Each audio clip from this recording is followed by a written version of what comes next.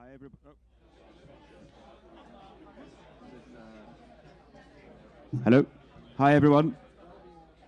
Can I ask everyone to please take a seat? Thank you.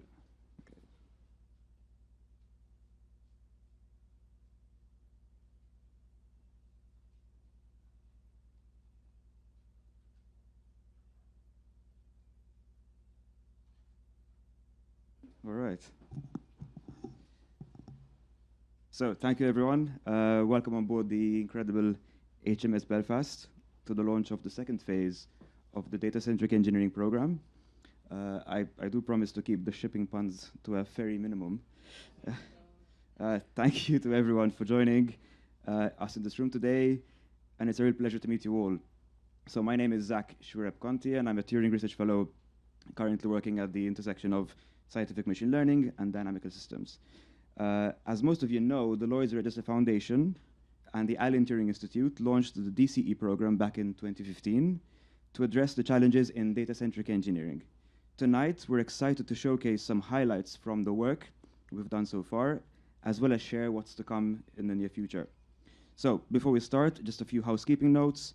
We are not expecting any fire alarms, so if you do hear one, please make your way off the ship via the green emergency exit signs. Smoking is not allowed, including vapes. And also, HMS Belfast is a warship, and although many changes have been made, the structure has been kept as authentic as possible. So take care in making your way out and in of the ship, especially down handrails and ladders. Now that we're all ready to set sail, I'm delighted to introduce our first speakers of the day to set the scene, all of whom have an unbelievable wealth of knowledge and expertise. So I'll welcome first Mark Girolami, Chief Scientist at the Alan Turing Institute, Ruth Pumphrey, Chief Executive Officer at Lloyd's Register Foundation, and Adam Sobey, the Program Director for Data-Centric Engineering at the Alan Turing Institute. So please join me in welcoming Mark to the stage. Thank you.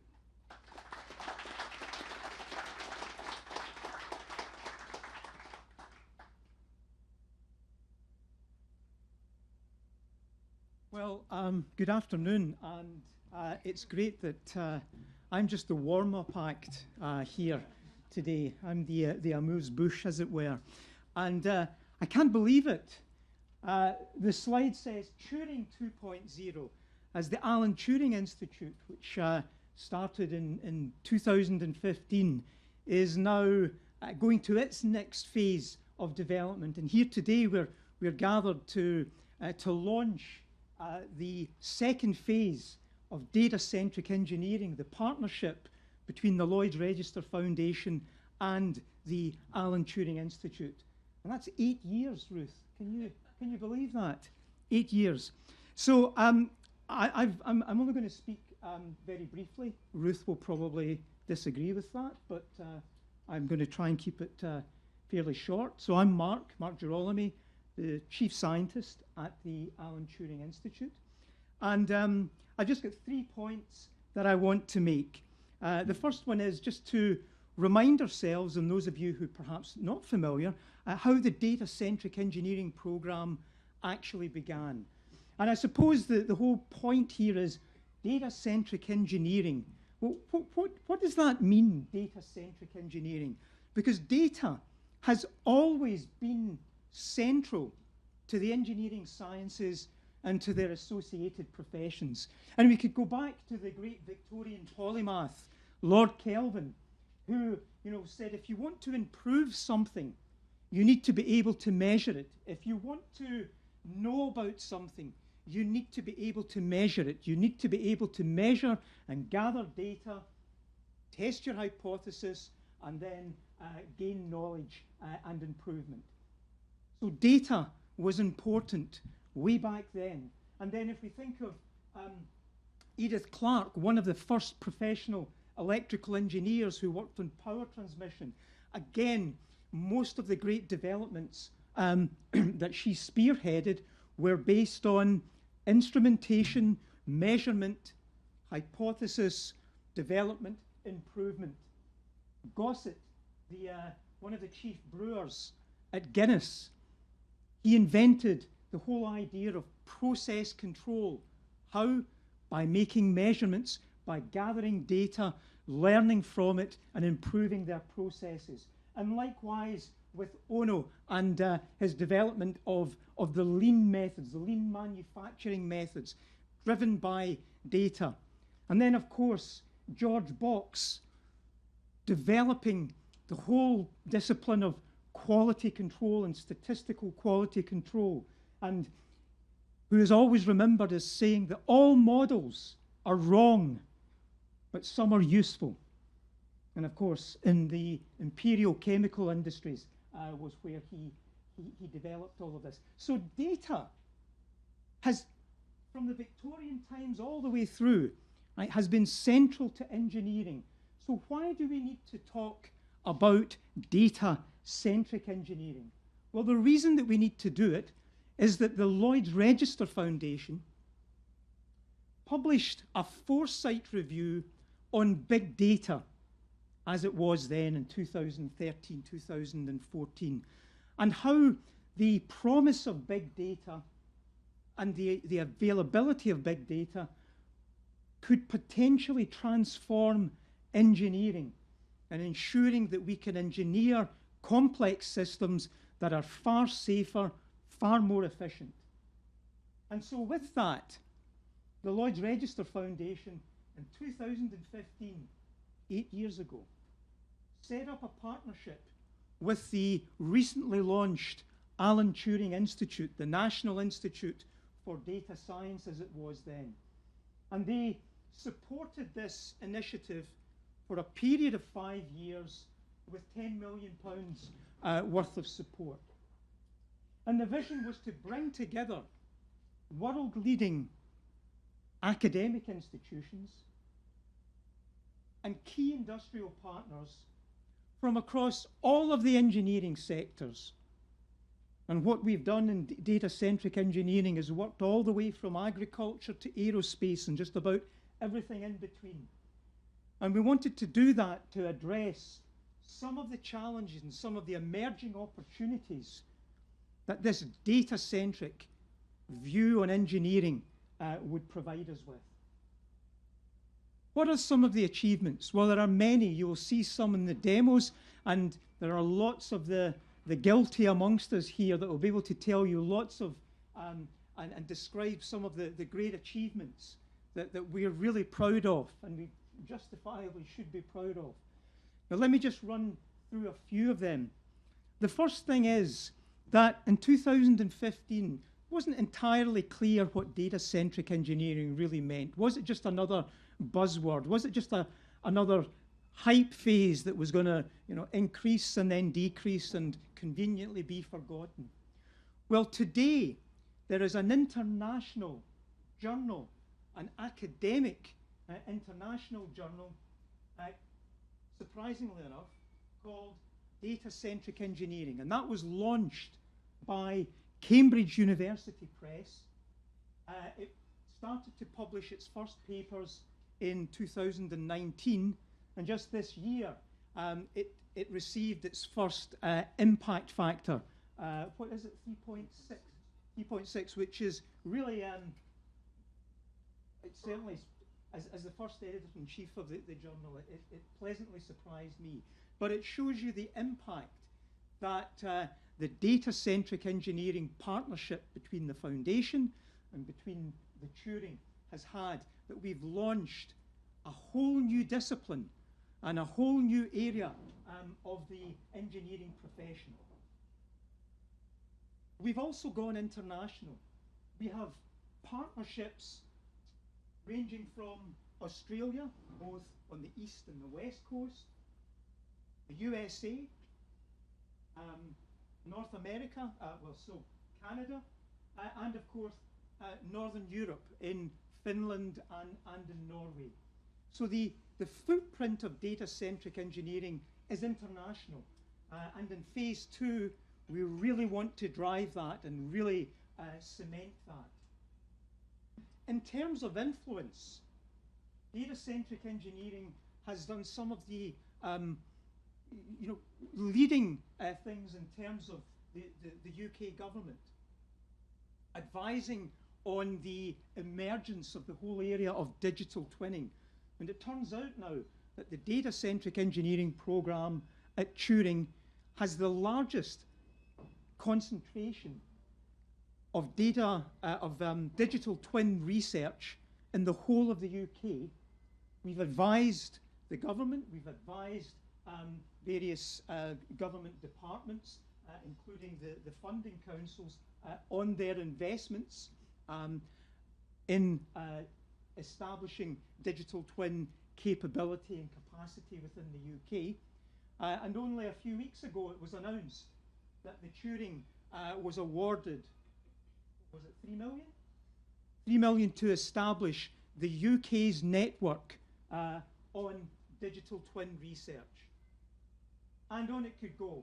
We demonstrated the first urban digital twin of London's air pollution. We then pivoted during the pandemic to use that capability in supporting the Mayor's office here in London, Transport for London, on policies that would be enacted to ensure social distancing. What else did we have? Digital twin of air pollution, of social distancing. The first digital twin of urban underground agriculture, and on it goes. Data-driven methods for infrastructure, network rail bridges in Staffordshire, the world's first 3D stainless steel printed bridge. And furthermore, in terms of foundational research, we were awarded fairly substantial grants, both in the UK and in Australia, and DataSig, where is Terry? He's there, developing the next generation of research that we're going to pull through in data-centric engineering phase 2 to real impact. What else? Yes, leveraging that 10 million. So after year 5, we didn't go out with a begging bowl, right, with zero budget for data-centric engineering. We had a real war chest that enabled us to develop the discipline even further. And the impact, there are faculty positions being advertised for professors in data-centric engineering, and I'm delighted that you'll hear from the very first professorial chair in data-centric engineering at Southampton, in the UK, in fact, who is now leading the data-centric engineering program, phase 2, and various other things that really show the vitality of the discipline and its potential future. And these are some of our partners. So where are we going next? Well, Turing is focusing down and moving away from viewing itself as just a research institute to one that does research and delivers innovation. And that's very similar to what we want to do in data-centric engineering phase 2, is have a focus on that impact, that pull-through of all the great ideas, all the great advances, to having that impact on making complex engineering systems that much safer. And so our grand challenges at the Alan Turing Institute will be our guiding principles for everything that we do. And we're going to focus on 3 priority areas. Health, we want to transform healthcare and enable better outcomes for all. Priority on environment and sustainability, where we're going to seek to address the climate and biodiversity crisis and address the need for greater sustainability. And then defence and security, where we want to ensure the ongoing protection of the UK, its people, and the places that they inhabit. And what does this mean for data-centric engineering? Well, one of the things that I found when I led the data-centric engineering program is that there wasn't an area that data-centric engineering and our partnership with the foundation would not have an impact on. And we can clearly see, and Adam will probably tell you a little bit more, but there's not one of these where data-centric engineering has not got a significant role to play. In health, the emergence of biomedical devices and the engineering of those devices. In environment and sustainability, how do we ensure sustainable transportation on land, sea, and air? And indeed, in defence and security, how do we ensure the security of our own personal data and indeed of ourselves and of the places that we inhabit? So I'm going to, I think there's a film now. I'm just going to play that, and then I'm going to hand over to Ruth. I'm not sure what I'm going to do here.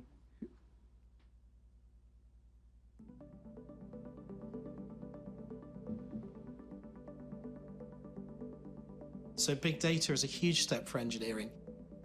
We're able to understand systems that we weren't able to before. We've always had the capability to develop models, to understand how different products might work.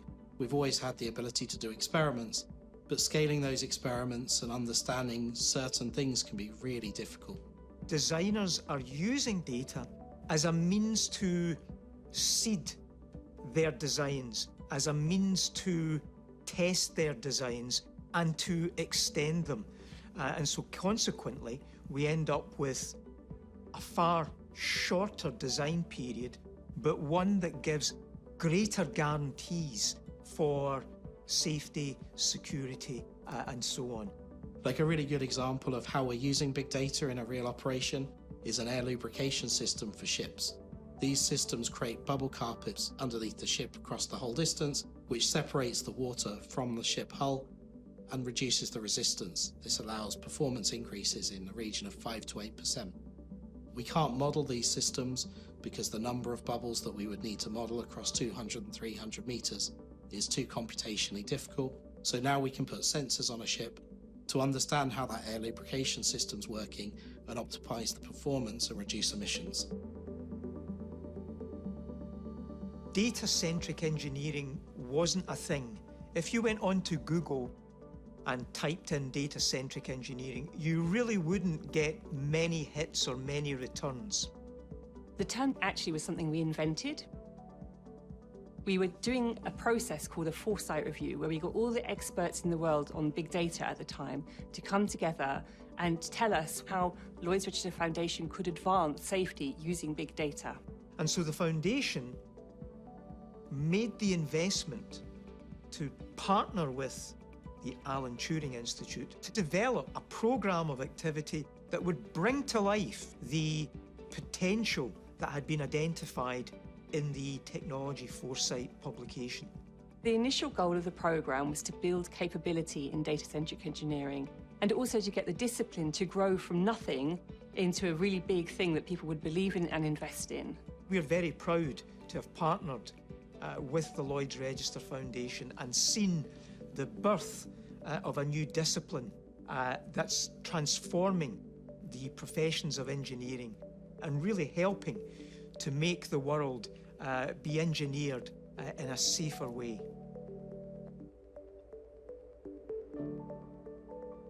The Lloyd's Register Foundation funding is a large part of what we'll do with innovation. So there's real support there to help us pull through the research that's occurring within UK universities and ensure that it makes a real-world difference. This will be through 4 key themes of people, trying to improve the skills and understanding within these different sectors, building communities of people who are interested in how these techniques can work and how we turn these into real-world products, through standards and regulations that will improve safety, and through the development of open source software that can be utilised by a large number of sectors to decarbonise and improve safety within their sector. In phase 2, one of the things I'm really excited about is the opportunity to take this work more internationally. It can bring huge benefits and economic opportunities to different parts of the world. And so what we are now going to be doing in partnership with Turing and Lloyd's Register Foundation is to take this to the next level. And we're now going to focus more on the impact, more on the translational effects, more on the innovation that can be realised by data-centric engineering. It's been great to work with Lloyd's Register Foundation for the last 10 years. A real sense of pride at the initial stages of research that was so difficult to get funding for, through to the development of real-world products and the wider support of the community that Lloyd's Register Foundation brings. I think moving forwards into this program director role, there's a real sense that the next 10 years are going to be even more exciting than those that we've done previously, and I'm really excited to continue to be part of that community.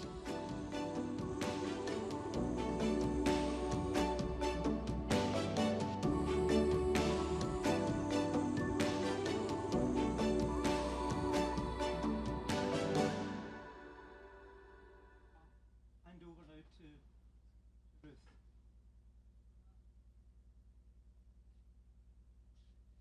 Thanks so much, Mark. I think a real sign of working together for so long is when someone finishes all your sentences for you. And in that video, it was cut so that every time I started saying something, Mark cut over and finished my sentence. So nice piece of editing there. And I'm looking forward to the next 10 years.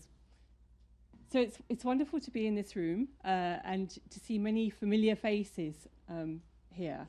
And when I was thinking about what I would say today, I'm a bit like the jam in the sandwich. I've got two very intellectual people coming before and after me, and I'm like the interlude. You know, I'm there to make you feel something, like like a bit of music, a little story in the middle. So I was thinking about speech making, and when you make speeches, you're supposed to say things in threes, and you're supposed to make it all alliterate. And I had about 5 Ps that I was going to come out with. It was like how proud I am, what a privilege it is to be here, all about our purpose and the people. But when it came down to it, actually, there's only one thing to talk about, and that is people. And I started with purpose and people, but when I think about purpose, the purpose that we have is people.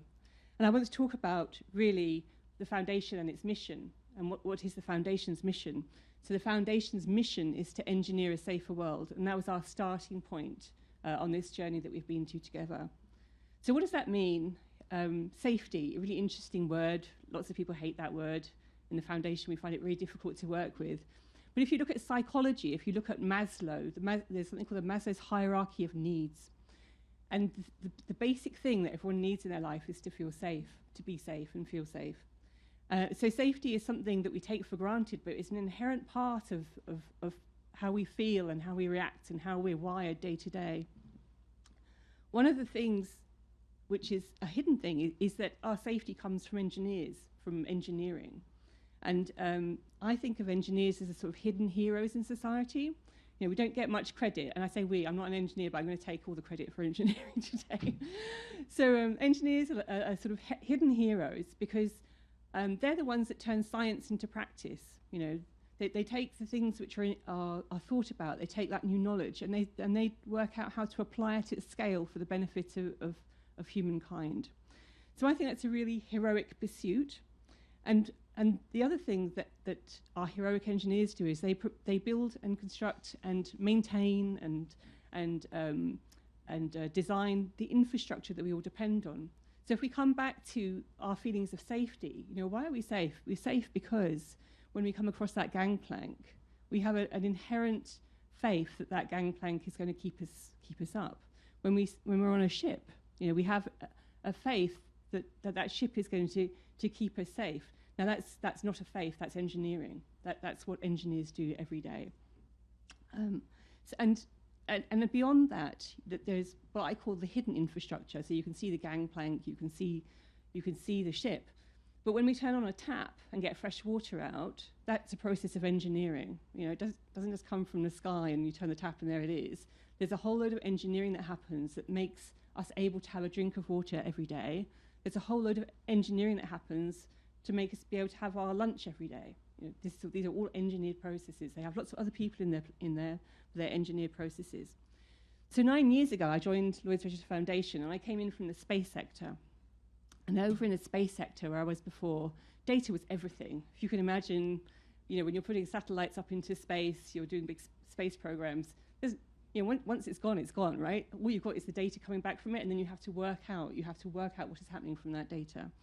So it was a very collaborative effort in the space sector, and big data was everything. And I think the satellite systems still produce, the vast majority of data, on our planet and the way that's processed. But it was a collaborative effort, and I came into this job with a fundamental sort of belief that data should be shared, that there should be a big conversation around data, that it was a waste of resources if we don't do that. And yet, when I came into the foundation, when I looked for conversations about data in engineering, I got lots of sort of computer science things, but there wasn't much public discourse about data and engineering. And what was there, so clearly it must have been there, as Mark says, engineering has been about data from the beginning, but the public discourse wasn't there. The sense of purpose for society wasn't there. And that is why we commissioned the Foresight Review that Mark talked about. I have an original copy here if anyone wants it afterwards. You can raffle it off or something. So 2014 Foresight Review of Big Data. Nigel Shadbolt chaired the review that we did. And we asked that panel of experts to come out and tell us if big data holds anything for our purpose in engineering a safer world. And essentially they did. They said yes. There's a huge amount of work to be done here. There is a huge amount of work that needs collaboration in order to make the change in the world. And all those recommendations are here in that Foresight Review. And then we had to sort of think about, right, how do we get this done? And this is really, I've talked about the purpose of why we're doing it, because of that safety, our need to be safe. But without people, without that capacity, nothing will happen. Nothing will happen at all.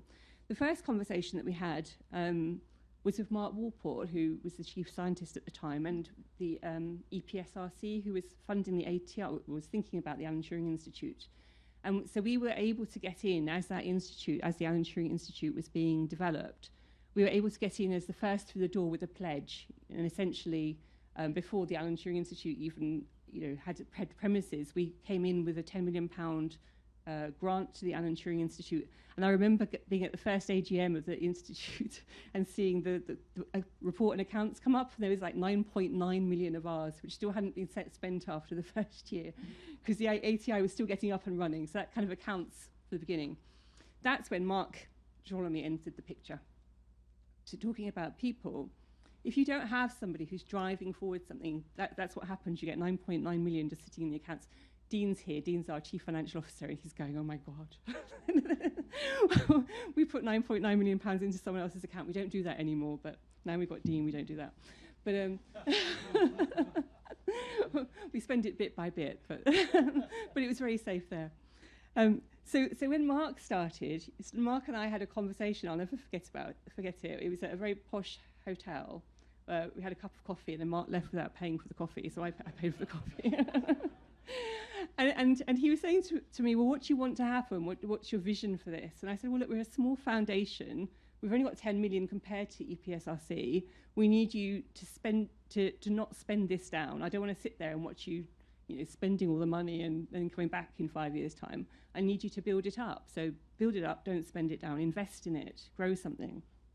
And Mark is a tremendously entrepreneurial person, tremendously entrepreneurial scientist, and he did just that. And you can see the kind of leverage that we were getting from that investment. It soon got leveraged against lots of other income streams. And soon that group of people in ATI was the biggest group in ATI. There are hundreds of people and papers that have come from that endeavour. There are hundreds of partners as well, and lots of these people paper partners, all part of my original speech. And so, Mark's talked to us about that original endeavour. We also reviewed the programme as a foundation and as the ATI. We reviewed that programme after 3 or 4 years to see if we want to continue it. And we asked Technopolis, who many of you will know as an independent evaluator, to look at this. And they came up with an extraordinary review. And that review, we're very proud of it, actually, said that the way we've done this partnership is incredibly effective. It's not money that goes into something and then just disappears. It was really, we were working our way through it, working as we go along. And that's what will happen in phase 2 as well, because the world will change, technology will change, there'll be new knowledge, there'll be new opportunities and new partnerships. And so some of the things that have happened since then are really related to many of you in this room, most of you in this room actually. I think most of you in some way have touched this programme. I'm looking at Manit over there. Manit's going to be talking later. I remember Manit, when you were trying to get your company up and running from a industry partnership, Mark came and helped you, helped you think through the whole question of how you would handle that data. I know Helen is going to be talking later from the Health and Safety Executive, and the partnerships and the discussions we've been able to have over the years to connect people across this room around the topic of data engineering has been quite incredible. Simon is going to come up here later, and he's going to be moderating a panel as Director of Innovation at the ATI, but also Simon is also part of the Lloyd's Register Foundation team. So there's been a lot of seeding and moving between different groups of people, and that is really this capability, this capacity. So Adam's going to come up in a minute, and of course Adam worked with the Lloyd's Register Foundation before the foundation was even a foundation. Adam, ever since he was in short trousers, has been working with Lloyd's Register and the Educational Trust. I'm sure you wear short trousers sometimes now, don't you? You wore the rest today, right? So he continues to wear short trousers, but is also, has actually spent your career in partnership and working alongside Lloyd's Register. And that's what I'm here to say today, is really how very grateful I am. How very grateful I am that the people in this room and the Alan Turing Institute and all the people that you're going to hear from today have put their careers and their lives and their knowledge and their time alongside the things that the foundation believes in and that they believe in and that you all believe in, which is this purpose. And when we look at that Maslow hierarchy of needs, safety is maybe at the bottom of that. But at the top of that hierarchy is the need to have purposeful lives. And that's what I think we're doing in this room today. And that's what we're going to celebrate as we go into DCE 2. So I'm going to hand over to Adam, who's going to tell us a bit more about the future. But what I'm going to say is that I'm really looking forward to putting all of this into practice. Thank you, Adam.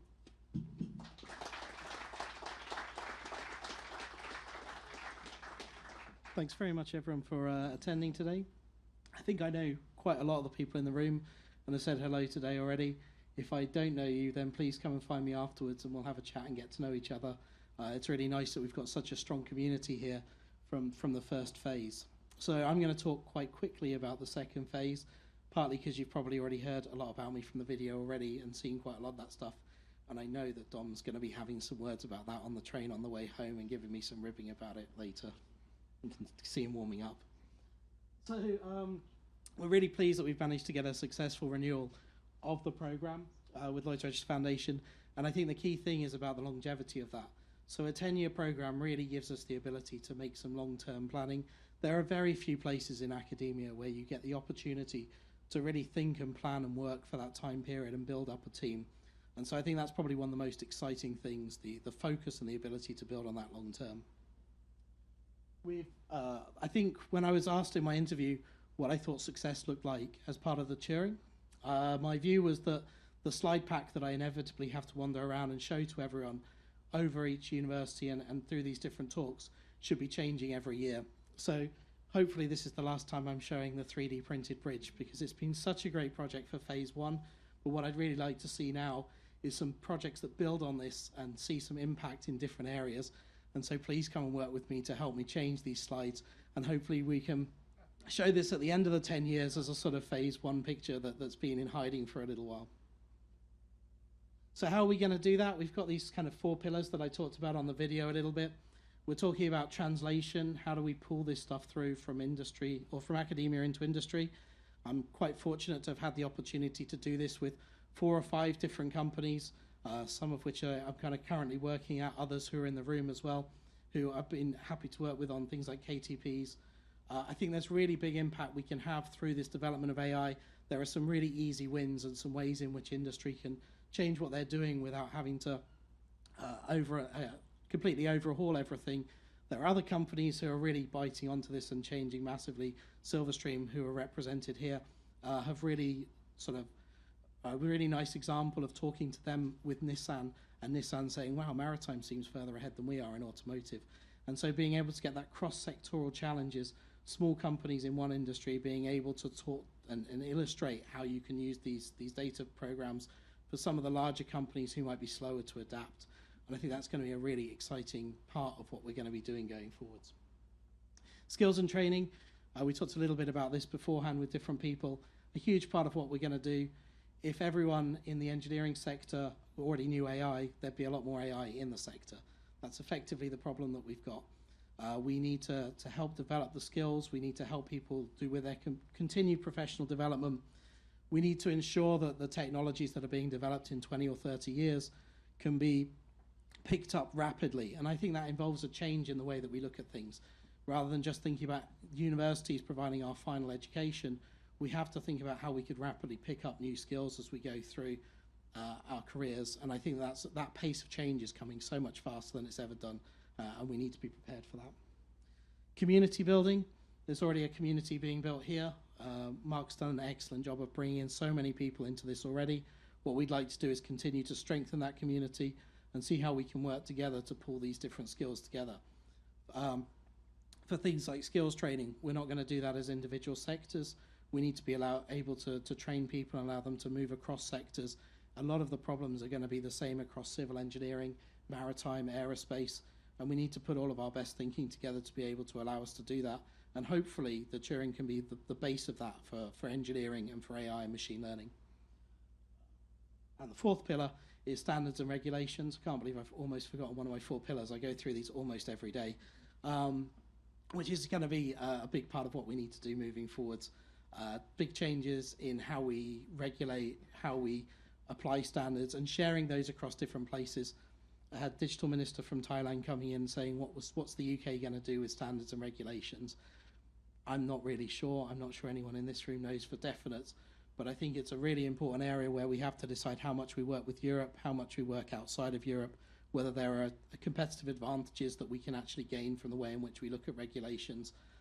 And we need to make sure that most of those regulations are common to stop it being very difficult for everyone, which means engaging the communities, which means bringing everyone into the room.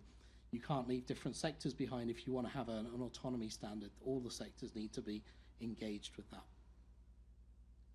So to help me do that, we started to develop some themes, and these were the original themes that were agreed with Lloyd's Register Foundation as the starting point. We're very keen to grow beyond these over time and to start to see a wider range of people. But we've got a maritime theme, which I'm going to be heavily involved in with my background, but hired a maritime cybersecurity person to augment my lack of knowledge so much about cybersecurity.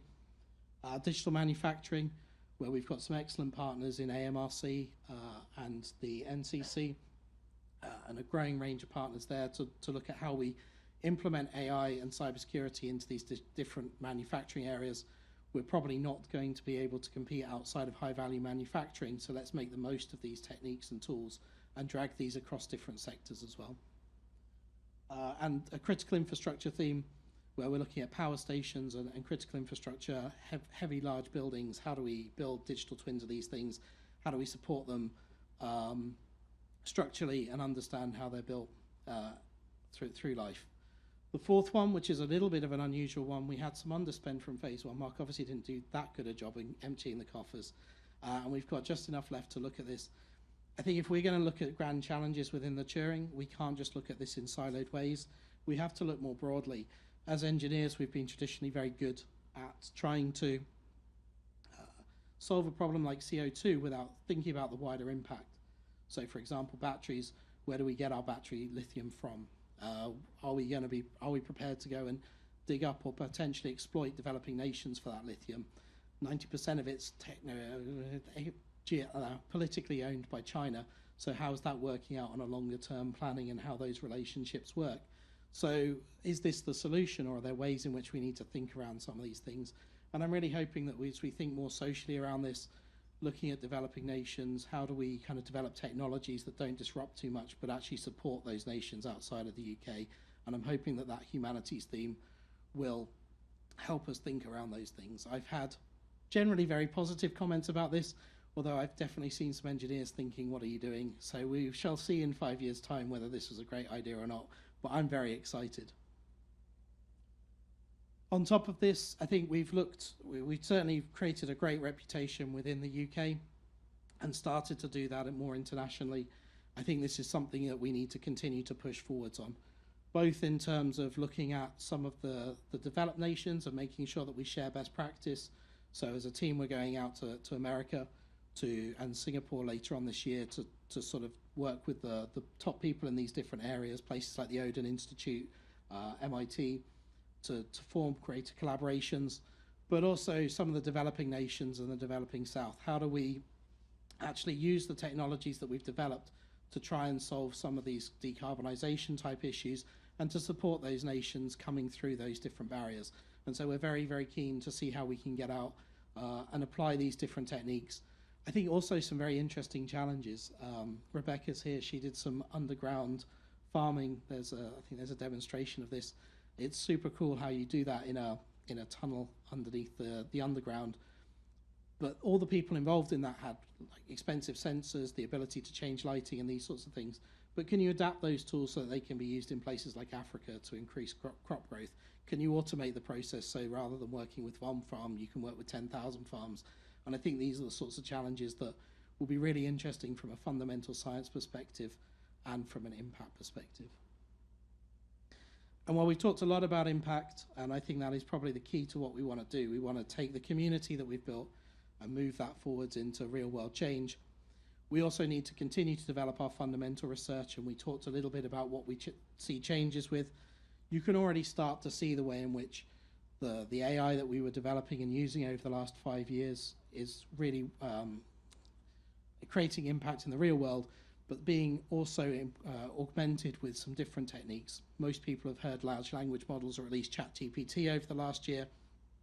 Things like reinforcement learning are coming quite rapidly, and we're starting to implement that into the real world. And so we are lucky enough to have had a gift from Splunk, a company in the US who do AI and database type work, to support our development of this program. And what we're going to try and do is a bit of a moonshot of an AI data engineer. So how do we automate the entire process from gathering data from different products, putting that into a database, building the AI and data models, and then explaining that to someone who is probably not an AI expert, all with reduced capabilities. And this is around the idea that if you want to build a digital twin for one car, it's very easy to do, like relatively easy to do now. But if you want to do it for 10,000 cars or 100,000 cars or 1 million cars, you need an awful lot of data engineers, and we just don't have those people around. So if we want to see these techniques to be pervasive, we have to find ways to automate this. We have to find ways to be able to make them still bespoke but automated, and that's the sort of moonshot type research that we're going to try and start here, and hopefully in 5 years' time we'll have made some progress that we can spill out into different industries to support them. So that was the end of my slides. Thank you very much for attending today, and I really hope you enjoy this afternoon and the panel discussions that are to come.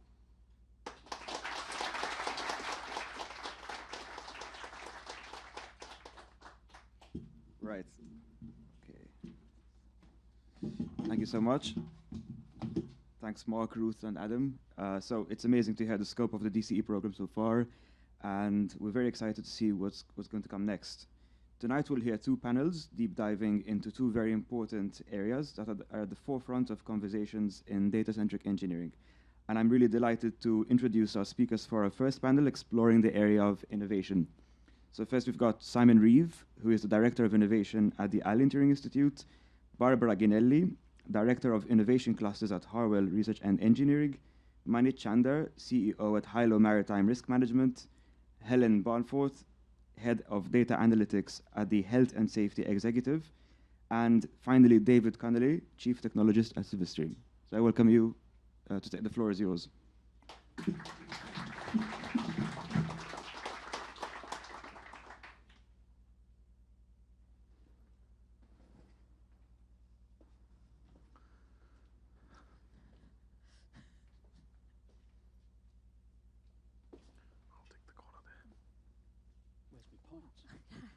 Good afternoon. Thank you, Zach. Is Barbara with us yet? She was going to hopefully arrive. Oh, there you are. Nice to see you. Hadn't spotted you in the crowd. I know you've all been sitting for about 45 minutes, so perhaps you want to just sort of stand and have a bit of a wiggle and just stretch your legs. You don't have to be too formal and shipshape here, even though we're on the Belfast. I'll give you 15, 20 seconds just to stand, stretch your legs, and then we'll sit down. You will have a break after this panel, but I thought it'll keep us all fresh and what we're going to talk about. I'll just say a few words of introduction while Barbara's getting mic'd up.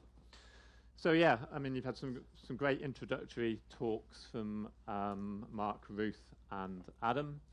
And what we wanted to do in this session is just to sort of explore the topic of innovation a little bit more. You know, we heard from Mark about the Turing's new focus, which is all about innovation and application. We heard from Adam that the focus of data-centric engineering. Similarly, how do we get the big bang for the buck? We built up the skills, we built up the discipline, now we really want to make a difference. And the opportunity is huge through those different examples. So we've pulled together a panel of experts who, you know, come from different parts of the engineering sector and from the research and technology sector, who can sort of give their perspectives on this. So I'm going to start by asking each of them to really introduce yourself and saying, what does innovation mean for you in your company, the role you play, what your company does, and how you see it moving forward. Barbara, perhaps we can start with you. Thank you. Okay. So good afternoon. It's a pleasure to be here. Thank you for inviting me.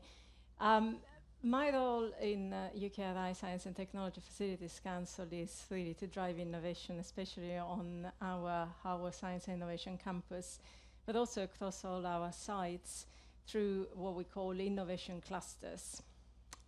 So my role again is across different sectors, including digital and AI, because we are developing a cluster in digital in the northwest of England, close to our Hartree Centre.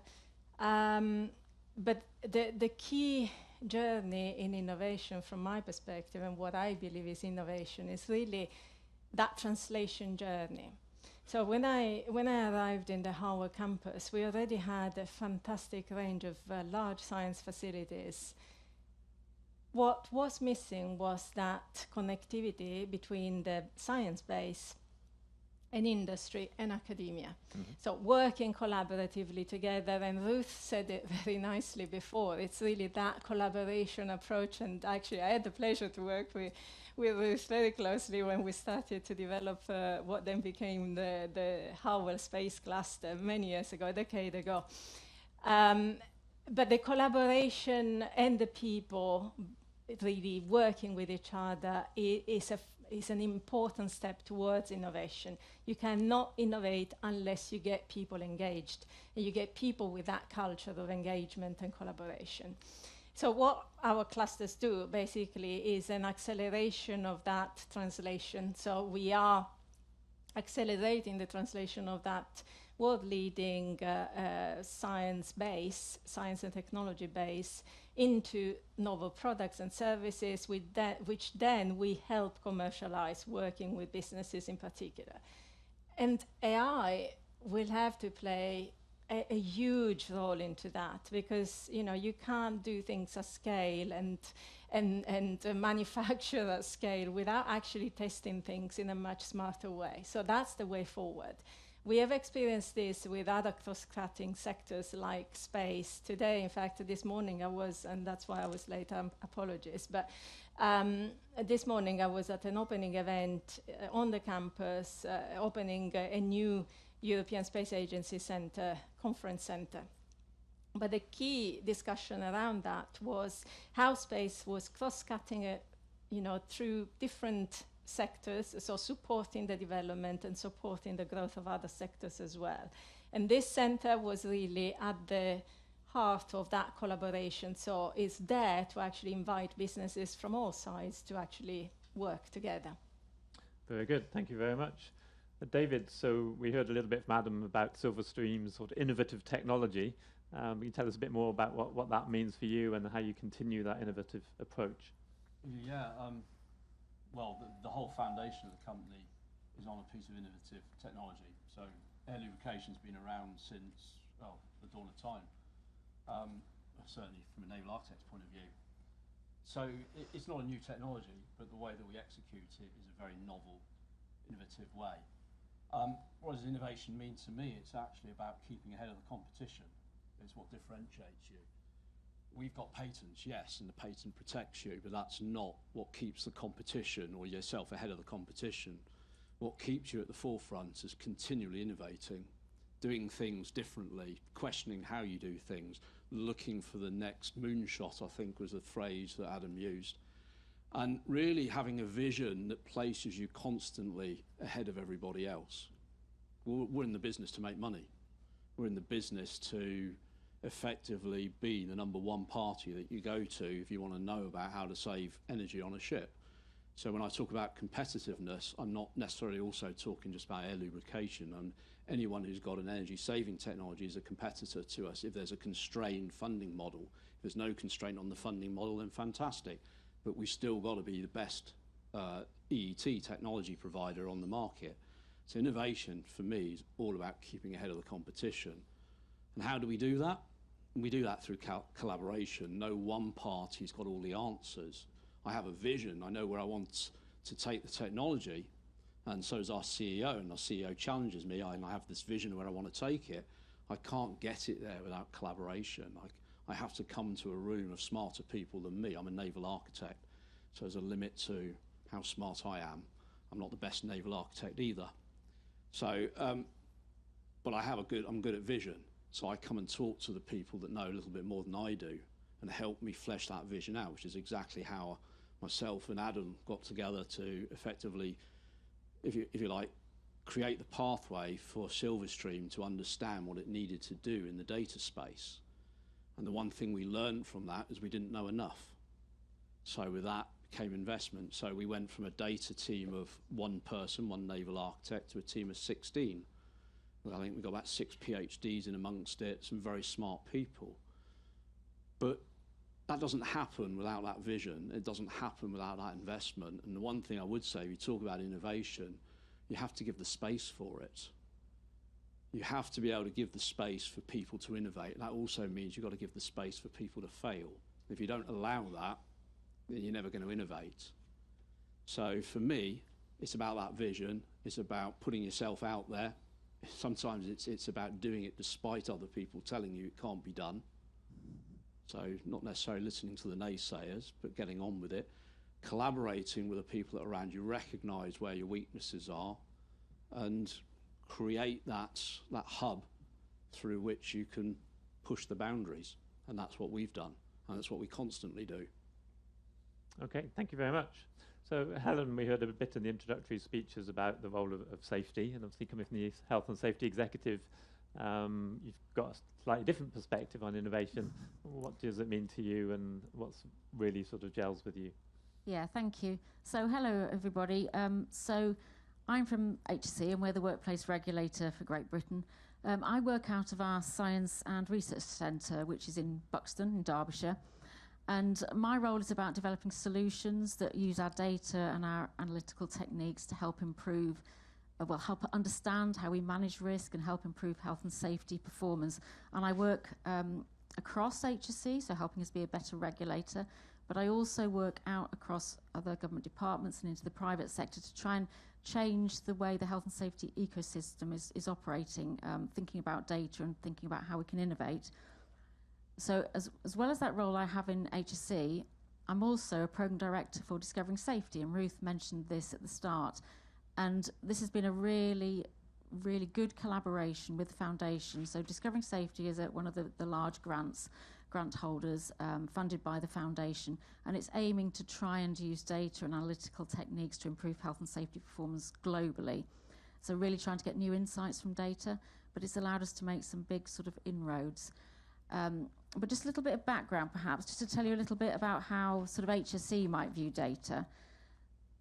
So to start with, I think you'll be quite relieved that we do actually do innovation, and I phrase it like that because you probably don't think of regulators being top of the list when you think about innovative thinking.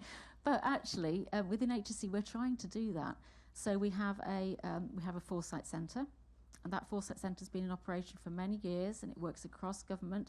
So that allows us to be proactive, and we are starting to understand and really try and think about the sort of new risks that might come up in the future.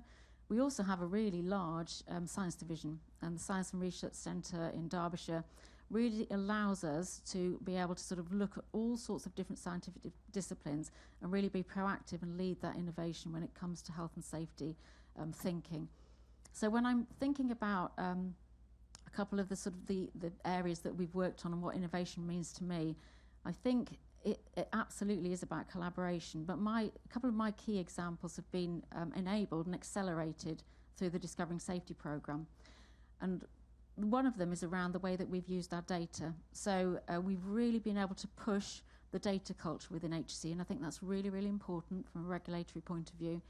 And we've been able to create tools under the Discovering Safety programme to allow us to create a prototype health and safety knowledge graph, to create prototype search and retrieve tools so that we can sit those on top of our data archive and we can start to extract some of that insight and information and be able to use it in different ways within HSE to help us be a better regulator, but also most importantly outside to the external world, allowing that sort of exchange and opening up of our data. We have also created tools to auto-anonymise our data so that we can start to get our data out there, and I think that is a big push forward when you think about us as a regulator. We need to do more of that. But then another example I'd just like to sort of just briefly tell you about is something we've been doing also under Discovering Safety. We've created something called our Construction Risk Library, and we've integrated our data into the design stages of BIM models. So it's changing the way that we can start to influence that ecosystem. So starting to think about implementing safety by design. So our data is now in right at the start of a BIM model. It can be used, it can be integrated and easily accessible with everything else that's going on. And when you're actually working in the field as a construction company, you need that ease. And what we found from the feedback we've got from the people that are trialling this is that they actually could identify new risks earlier, they could mitigate them, it could make a real world difference to them, so improving their health and safety, but also helping them improve their efficiency and productivity. So those are just two examples from me and how we're trying to deal with things in HSE. Great, thanks very much. So we've had the technology side, the research side, the safety side, and then Manit on the risk management side.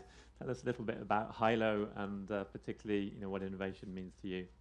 Thank you, Simon. You've already promoted me by calling me an expert quite early on, so I feel very elevated. So a little bit about HILO. We started nearly about 5 years back, and it was a project phase in a big company, but we became an independent company about 5 years back after getting the LRF grant funding. So many thanks to Ruth and the team for that. So what do we do?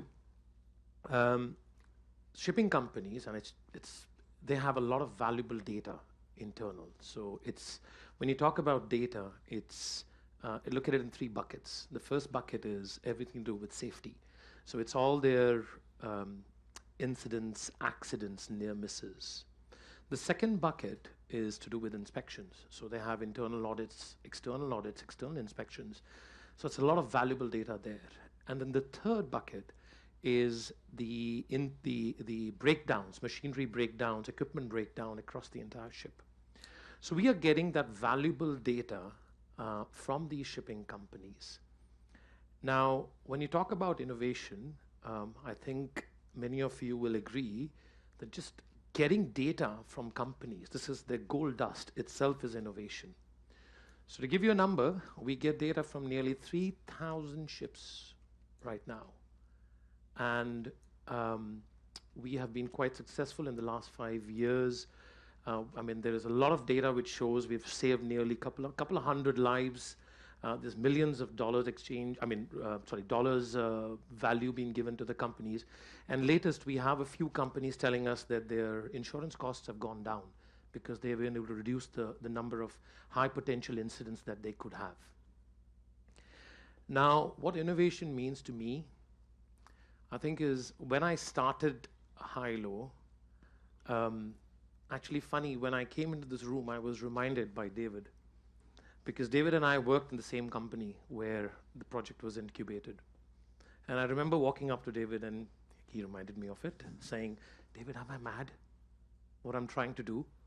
I don't think this is going to work, but I'm crazy about it. And he told me, you're on the right track, carry on. And here we are today, many years later. So innovation for me is, there are 99 reasons why you can't do something. There's always one reason why you can. And it's looking for that one reason. Okay, great. Thank you very much. So I'm going to mix it up a little bit now and think about the data-centric engineering topic. And again, we have some great examples in the intro talks, but perhaps we'll come to you first, Helen. And you touched on this, actually talking about getting data to be part and parcel of the regulator's normal conversation. And how do you see data-centric engineering, as a term, being reflected in the work of the HSE? Well, firstly, I think I was really, really encouraged to see those 4 pillars and to see standardisation and regulation up there. That is brilliant, absolutely. So for me, that really creates the framework that allows us to innovate. And I think we're trying to push forward and change the data culture within the organisation. But I think HSE has a really important role to play, and we're trying to be a data-driven, enabling regulator. And to do that, we need to basically allow industry to innovate in that space. We need to maintain Great Britain as one of the safest places to work. So we have a role to sort of encourage organisations to be able to do that, and we need to form a regulatory environment which will allow people to thrive. Regulation is really important, and having that framework, I think, is really good, because what it actually does is it allows you to sort of, I suppose, have that assurance. It allows you to have that fairness. It allows you to build that public confidence, but you still have to have the agility to be able to sort of thrive and move forward. So I think for me, really, really encouraged to see that standards and regulation in there. I'm sure that I will be able to sort of contribute to that. I'll be interested to talk to you, Adam, about how we might be able to be part of that. But I also think that I know you're working on digital manufacturing and having that view of workplace of the future. And for me, I think that's really important as well, because if we can start to understand the new opportunities that data and technology can bring to our working lives and what industry is going to start innovating with, then us as the regulator, we can't sit there and let it happen. We need to be part of it. We need to be part of the ecosystem. We're all working together to understand what's going on. And I think that would get us into a much better place to be able to create that system where we can all work together. We know that industry is starting to adopt all sorts of different ways of collecting new information, collecting data, real-time data. We as a regulator need to make sure we keep up with that. We need to understand what our role is. We need to be able to advise and help with that in the future. So I think for me, those are some important points that we'll be wanting to sort of like carry on working with DCE in the future. Okay, thank you. David, you spoke about the commercial reality and the need to remain competitive. Do you agree? Do you see that change coming through in regulation, not just for HSE, but in other areas? Or what would you like to see more of? That's a really big question. Data is everything at the end of the day. You're informed by it, you action it. There's a 4th pillar, and we talked about when Manit talked about the ship owner, because we're in that business. The ship owner has a 4th pillar, or 5th pillar, sorry, you said 4 pillars. There's a 5th pillar, and it's performance. And so there's all their performance data. That, though, they regard as their competitive IP. So if I want to have access to that data, or I want access to that data and take that data, I have to show value back to the ship owner. So I have to optimize or show them that on the basis of that data, I can optimize the performance of the Silverstream air lubrication system. And is there space to optimize it? Absolutely. When we talk about, I think you put 5 to 10%, Adam put 5 to 10% up as this potential saving. Well, it's not a line. No one can draw a nice, neat line and say it's this percentage on your power speed curve. It's the mean of a band. And the whole point of going to Adam was to say, well, actually, if it's a band of performance and I'm taking the mean, how do I get to the top quartile of that band every single time? So Adam's shown us through data and data engineering how we might be able to do that, and we're creating the models. But I've then got to take the data from the ship owner, and I've got to explain to the ship owner that he's going to get that value back. Otherwise, he's not going to give me access to the data, because it's not my data, it's his data or her data, it's their data. So I have to show value. I have to show a reason, because there's a commercial reality behind this all. And at the end of the day, if I can give them that increased performance, then they're going to give me access to the data. And I will learn from that, and I will improve the system, and I will sell more of the systems. And the world will be better off because it will save all those emissions at the end of the day. So we have to get to a situation where everyone is effectively lined up in the same direction, doing the same things, for the sole reason of improvement, of getting a better system.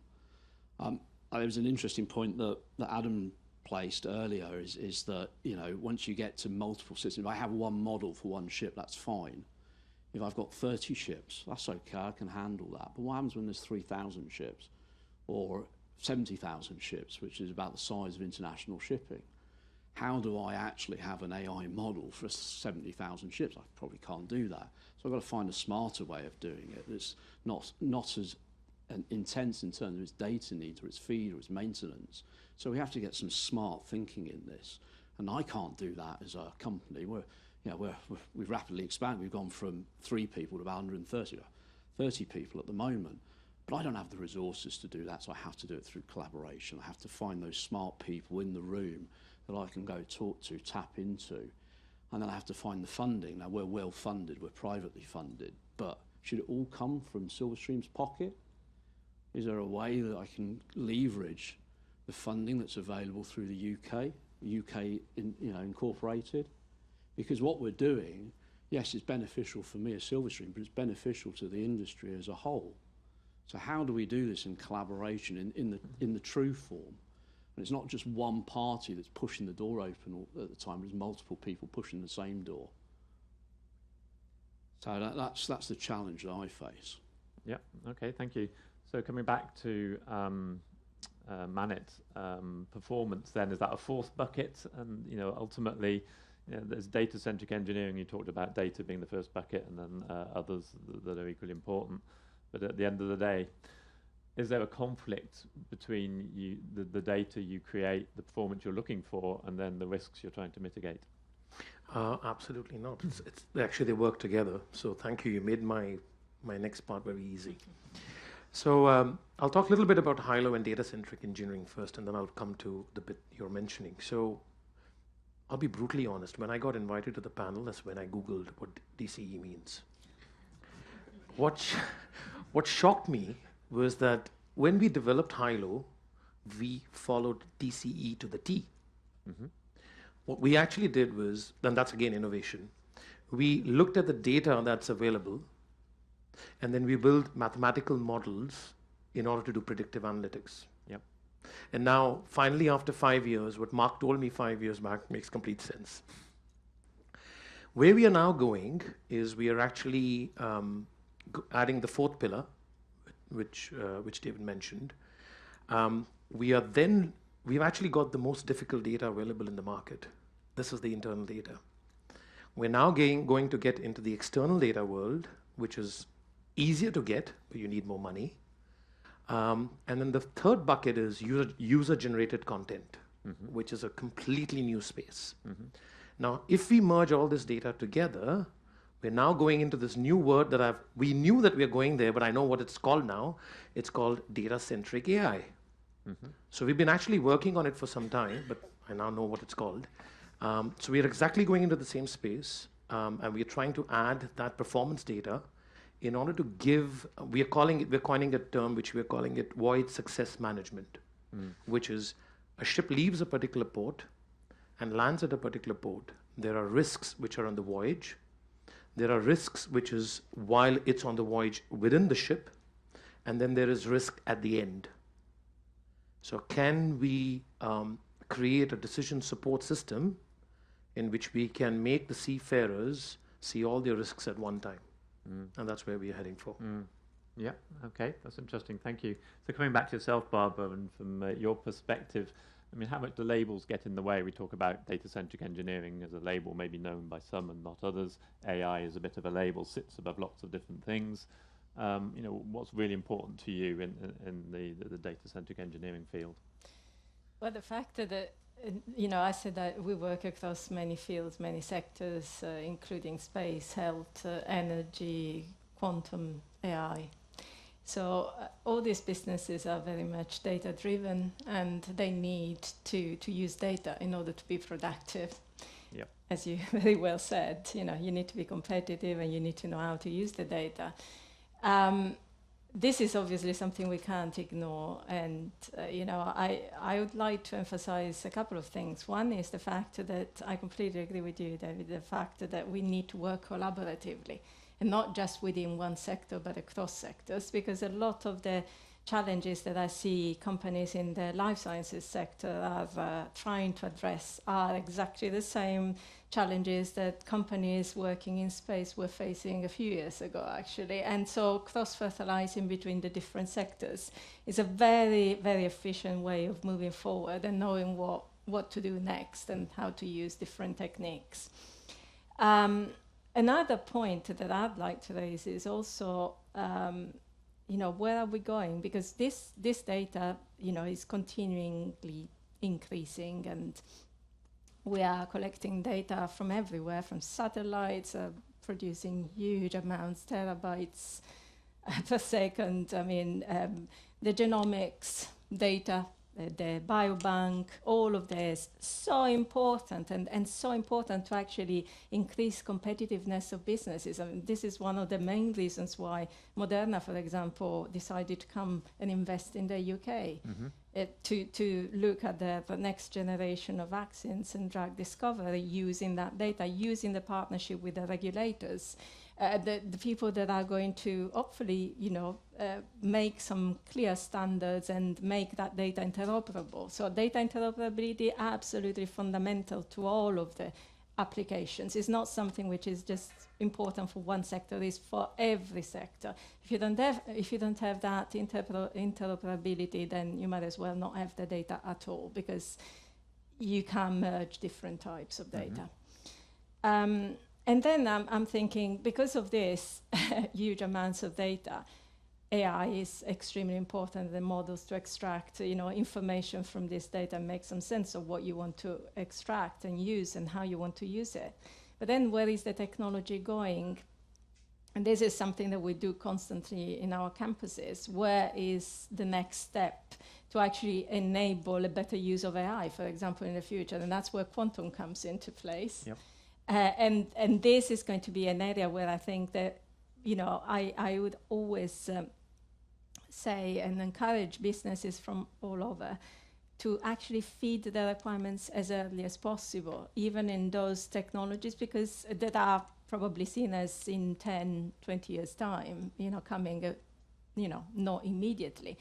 I think it's important to understand what are your requirements, feed them into those models, so that experts, like, for example, the Hartree Center is producing software that will be used in quantum computing. Why? Not because the computers are ready, but it's because that will prepare us in thinking a different dimension, and we will actually do things better and faster if we actually work together and prepare for it. And that is independent whether you are in the maritime sector, in space, in medical, or whatever. So it's really think about, where are we going with this data? Data also in terms of, we are talking about data from the shipping companies, but actually those companies themselves need huge amounts of data from other sources, like Earth observation, so important. How do you actually bring all of that together? So these are my big questions and my big challenges, at least, of what I'm trying to do through the clusters, in essence. What we're doing, we're working across all these sectors, we're sharing the challenges, we're supporting businesses, large and small, and what we're trying to do is to really make the sum of the parts bigger than the individual elements, and really try to address those global challenges and those big challenges in terms of adoption in this collective way. Great, yeah, some really thought-provoking points there. I'm going to open up the conversation to the audience to ask questions in a minute, so please start thinking about your questions. But before we do, just building on what Barbara was talking about there, from the opportunity point of view, and thinking from a different perspective. And sometimes in engineering we can be accused of taking a fairly sort of blinkered, pragmatic perspective, not thinking outside the box. I'm an engineer. Very good. So am I. So I wasn't being critical about engineers. No, I'm joking. I've got my question there. Is there anything else that we, perhaps you think is important that we haven't touched on? We touched on a lot of the stuff that was in Adam's slides as an introduction about the collaboration piece, the standards piece, the regulation, the risk, the performance, and all the rest of it. What else, Helen? So there's a couple of things I think, and that these are the sort of areas that we're starting to look at. So we're running HC's first sandbox at the moment. It's going very well. We're just about to finish. But one of the things that's coming through that is that we definitely have a task to bring the SME community along with us in this. So the sandbox and the accelerators that we've run are engaging with the SME tech community, and we are getting some great feedback on actually, we're really surprised as a regulator that you're doing this. It's giving them opportunities that they hadn't really had before. But then thinking about the rest of the SME community, we've got to think how their adoption of AI is going to come. How is that going to happen? So that for me is a big challenge. Mm-hmm. And I think there's one other element that's coming through as well, is that actually to make the changes that we need to innovate and to adopt AI for industry, it's very much a case of building that return on investment business case. Yep. And it's really important, and we have a role to play in that by demonstrating case studies that have worked. We can get momentum going. We can show that it is possible. It is worth making that investment in these technologies. And we have a specific role as a regulator to play in that ecosystem, but there are definitely roles for the rest of this community to build those use cases so that people can see the return on investment, and then it will start changing the way that the whole system is working. So those are two big things at the moment that I'm working on. Thank you. No, I think that's really important. We tend to think about the big corporate partnerships. We tend to think about the sort of startup infrastructure, but you rightly raise SMEs, of which there are many represented in the room today, as being an important part. Mm-hmm. Anything else, David? I think we've got to be careful in the space that we don't lose people on the journey. And what do I mean by that? We're lucky we're dealing with the top end of the ship owners, the operators, the Shells of this world, the MSCs, the Carnivals, the top tier players, blue chip companies.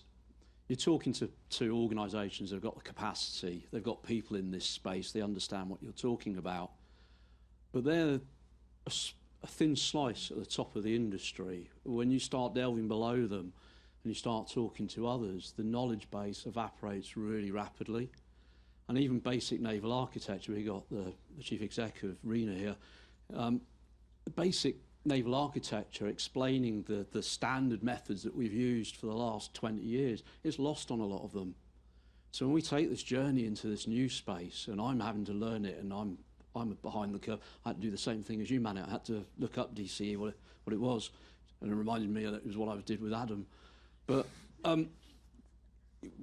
we have the potential to lose people on the journey, and we've got to take care that we don't. We've got to teach others in a very simple terms of what this actually means, and we've got to create a mechanism where we can show them, and we can show them rapidly.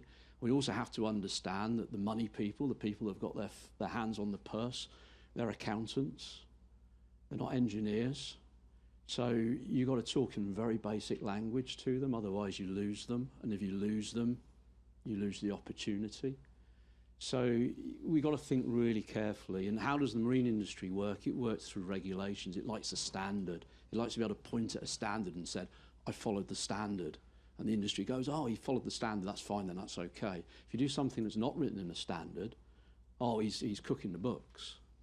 So there's a human element here that we've got to be very, very conscious of. And we as engineers and yourselves as data scientists and me as a naval architect, we're senior service, by the way, naval architects. We've got to understand that we've got to explain this to people who aren't from our background, that don't understand this language, and we've got to explain it in terms that they do understand, which is money or increased safety. Probably increase safety first before money. But we've got to put it into that language that they can adopt and they can understand. And if we don't, we're not going to go very quickly, and very far either. Very good. Yeah, Manit, sorry. So it's about data sharing. That for me is very important because I was reading a McKinsey report which says nearly $3 trillion worth of inefficiencies because of lack of data sharing per annum. And I'm actually going to build on what you said, David. You're absolutely right when it comes to even in high-low. You talk about the tier bottom tier companies. When we look at the number of incidents and accidents that are happening, we see that the bigger companies, it's far less because they have deep pockets. Actually, many of them don't even work on board because when they come ashore, all the work is done by the shore gang, and then there's a transfer of risk. But the smaller companies are struggling, right? So it's only when we started data sharing, we started seeing these insights. So for me, it's about changing the mindset when it comes to data sharing. And I'm not picking on you, Alan. I'm talking about regulators. My classic example is as parents, we want our kids to come and tell us everything wrong they have done, right? And if it's an Asian parent, you know what they'll do. But the fact is, do we have the courage that when our child, or let's say even an organization, comes to a regulator and says that something has gone wrong, they are not penalized for sharing that data, and that's the most difficult thing. Yeah. So I think if we can get into this world of data sharing within the organizations, in the commercial organizations, there's a lot of untapped knowledge and information there. Yeah, great. Thank you very much. I think we just added to Adam's to-do list of things to consider as we take forward.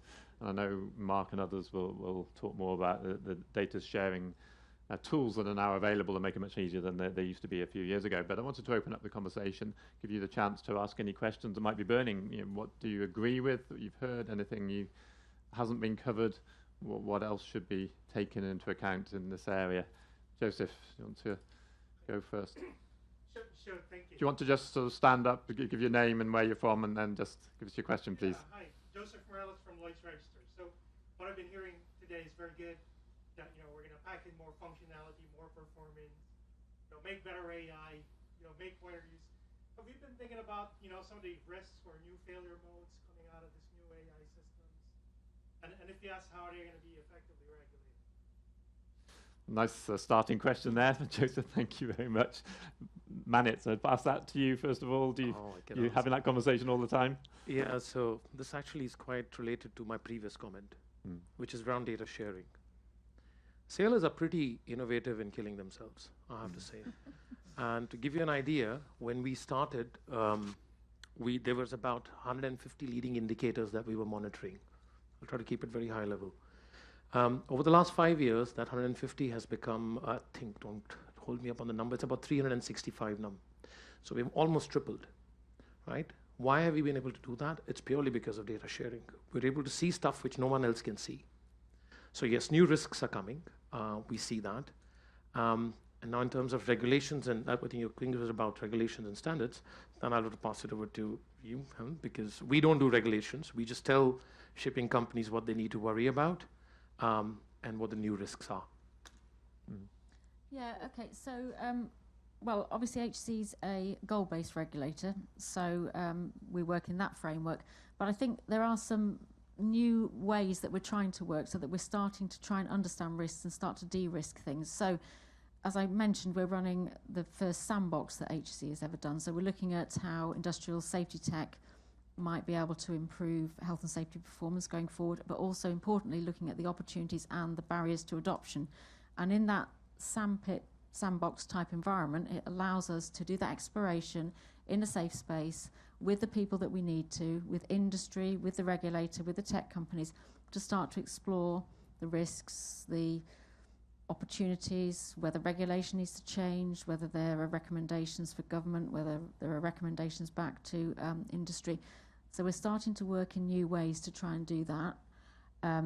We also have tools such as we've run accelerator programs, for example, where we're starting to try and identify areas where we might want to sort of explore new opportunities, and we can do that in a structured and safe way to sort of explore what might be possible in the future.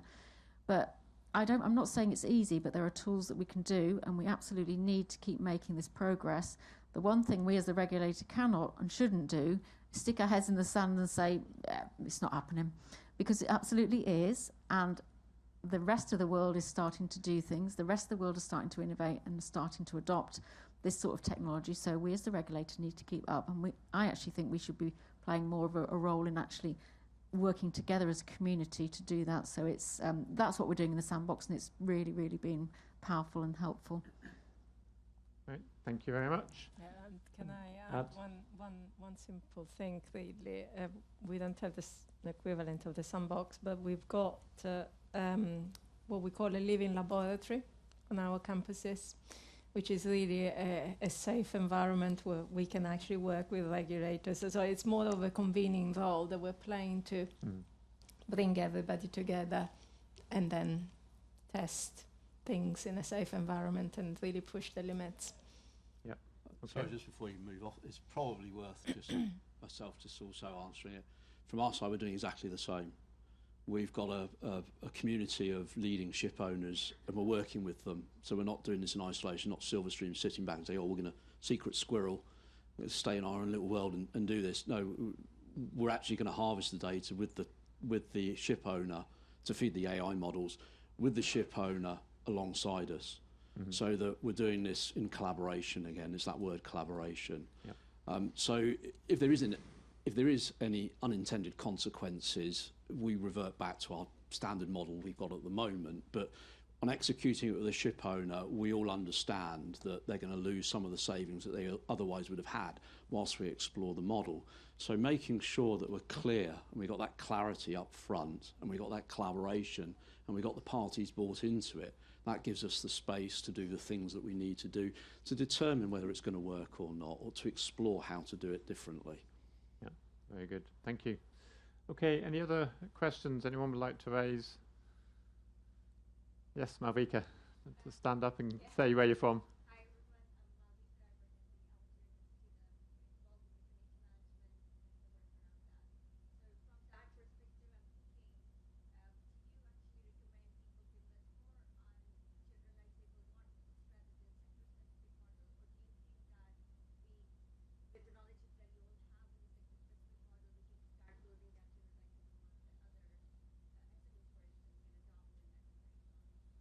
Thanks very much. I'll just repeat the question in case you didn't hear at that end.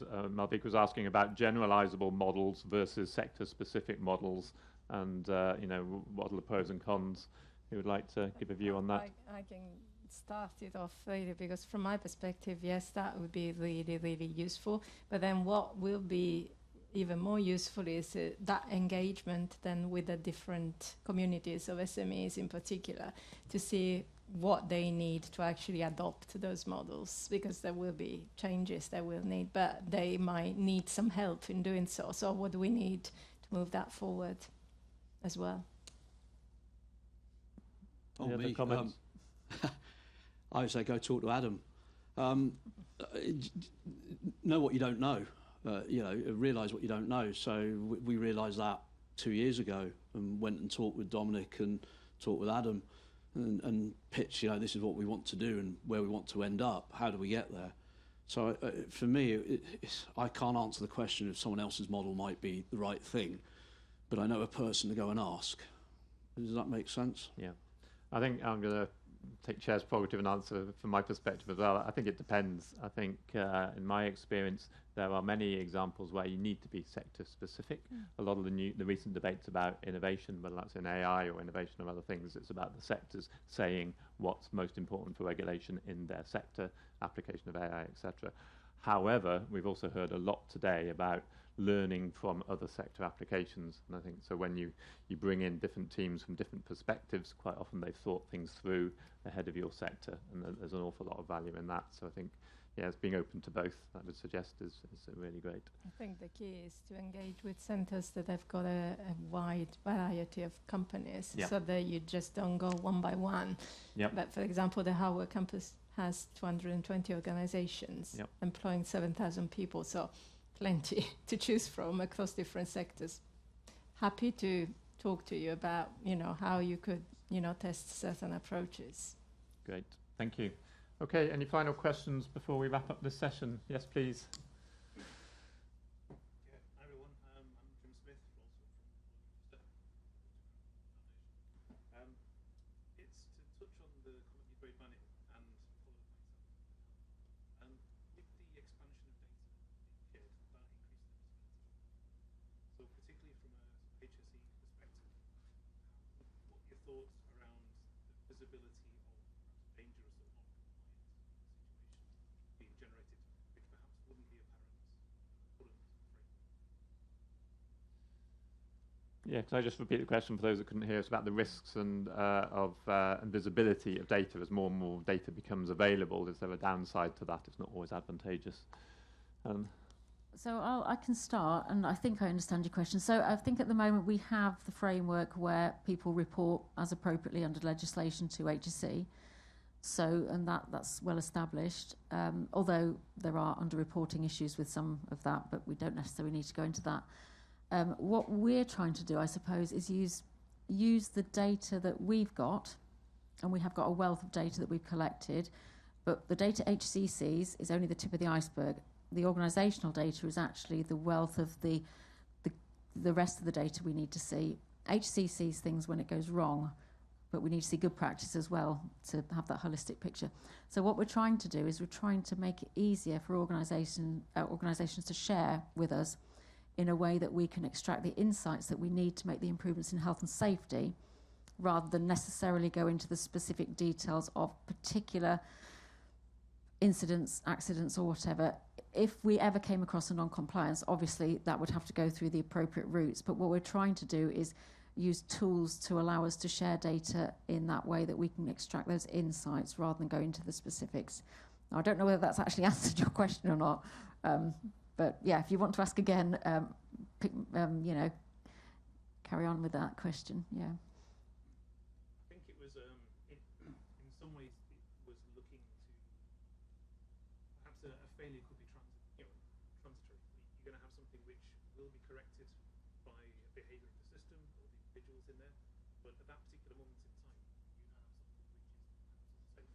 Right? In a finite period, it will be rectified. Yes, I see what you mean. Framework, you're looking generally backwards. You wouldn't necessarily see that, or you would see it. Okay, you took action, it's been corrected. But even then, with the visibility on data, you would expect a number of situations. Yeah, so it's almost like a near-miss situation you're talking about, isn't it? Yeah, so, well, I suppose as a regulator we wouldn't necessarily see near-miss information. That's the sort of information that's held at the organisational level. But that's what we see. Yes, yeah, that's what you see. So we don't get access to that. So your point, what is the question? So you're saying, is there a challenge for the organisation? So I'm saying currently some of the people we're dealing with, they say, okay, we have this data. Yeah. If we share this with you, you will see that these particular items were not optimal at that particular time. Correct. Okay. At the moment, you don't know that. Okay, you come along and see it and see this is okay. This is the system, it's working correctly. But at that time, things were not correct. Okay. So that's the challenge they have giving to us on sharing. If we give that to you now, then will you come after us with a stick and hit us for being not compliant? So let me answer the question. The first thing is we are seeing that data. I'll give you an example. There was one of these companies which had a scavenged space. I'm not an engineer, so they had one of their main engines was having one of these major challenges, and they were having these small fires. The manufacturer was constantly telling them that it's not us. It's you guys who are not operating your ships properly. Until we saw in our data there were another 4 companies having the same challenge. So we took it. It was not a part of our. We were not supposed to do it, but we actually called up the manufacturers and said, listen, we can see this going on. It's, there's antitrust issues here, but I can guarantee you if we go to our lawyers, we'll figure a way around it. You better talk to these 4 companies right now and sort this out. We went out of our domain. So the answer is we see this kind of things going wrong a lot, but we are not regulators. And we are just providing them information where their risk lies. So coming back to what I was trying about data sharing, if we share the data with the regulators, 100% there will be a problem, 100%. As a matter of fact, if class society sees that, they will put a condition on class on all those 4 ships. So this is what I was trying to explain, that when you're trying to get into data sharing, you've got to be clear. I think, maybe what I'm trying to say is the narrative has to change. Today, when we talk about companies sharing data, we say, you need to share data with us so that we can do X, Y, Z. Narrative needs to be, you need to share data amongst yourself so that you can do X, Y, Z. Let the industry manage it. And that's a big challenge. We are a classic example where right now 60 companies operating 3,000 ships are managing themselves. And the number is increasing. So it cannot go to the regulators. I'm telling you that. I have grade fighting multiple battles. We are not giving the data to regulators. That's the end of high-low. I think that's a really interesting conversation that we can obviously continue later. And I think from my perspective, also looking at other sectors, I've seen very similar applications in the energy sector, was when initially the companies don't want to share data and don't want to tell each other to share data, but when you've got a common objective, and they say, well, that's the common objective, there's value in it for everyone, how can we share a certain amount of data in a safe and appropriate way that doesn't disrupt our own intellectual property, etc., to achieve or get closer to that objective? That's when it starts to make the difference. I think that was a good example. Thank you, Manit. Very good. Okay, I'm going to bring this to a conclusion. Hopefully that's been useful and interesting for you. Thank you very much to the panel, Manit, Helen, David and Barbara, for some really useful insights on the practicalities of data-centric engineering and innovation in different types of businesses. Obviously, you can continue the conversations in the networking sessions later. Otherwise, thank you, and I'll hand back to Zach.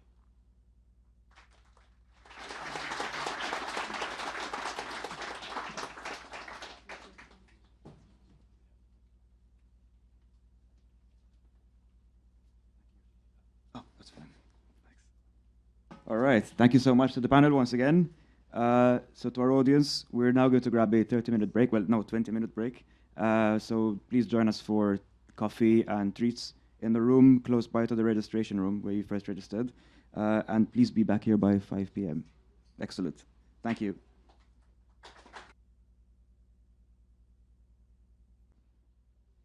So welcome back, everyone, from the break. Hope you got to stretch your legs a bit. Right, I'd like to welcome our panelists for the next session. Our second discussion is focused on skills. So please join me in welcoming Vera Matzer, Head of Skills at the Alan Turing Institute, Rees Morgan, Director of Engineering and Education at the Royal Academy of Engineering, William Powery, Professor of Geotechnical Engineering at the University of Southampton, Kat Savage, Technical Assurance Director at BMT, and finally Tim Slingsby, Director of Skills and Education at Lloyd's Register Foundation. The floor is yours. Thank you. Thank you. Hi, everyone. Welcome. I'm really pleased to be here today and to lead this panel on skills. I'm probably mostly going to stand because I don't know whether you've noticed, but these chairs are insanely high and I'm not that tall. So I may well just pace around a little bit to make my life easier. So thank you, everyone. And it's great to be here. From my personal perspective, I'm really hoping to learn today from all of you in the room to help understand how the kind of general Turing Skills program can support the DCE community and what we can do over the next couple of years to really help build capacity in this area. So what we're going to start off with, I'm going to ask the panel members to introduce themselves, talk a little bit about their organization, what kind of priorities they've got on the skills side, what their strategy might be, and then we'll dig into a number of kind of topic areas. The first part's going to be me asking questions, and then we'll turn it over to the room and see what questions you've got to add to the panel. However, I will warn you in advance, even in the first part, we're going to be asking you some questions as well. So we've got 2 polls prepared where we'd really like to know your view, and then we'll get the panel members to react to that. So that's a bit of an overview of how this will work. To set the scene, obviously, we are all aware that there is a massive skills shortage in this area, and reports indicate that that skills shortage is growing rather than getting smaller, and is one of the things that really, as a field, we need to work on. We need to understand what we can do to help upskill more people, especially in the technical skills and in the roles. Part of that discussion will also be, what does that mean? What skills do we actually need? What do we need now? What do we need 10 years down the line? So very pleased to have this conversation today, and I will start from this side because that's tradition. Tim, do you want to introduce yourself? Yeah, thank you very much. So I'm Tim Slingsby, Director of Skills and Education at Lloyd's Register Foundation.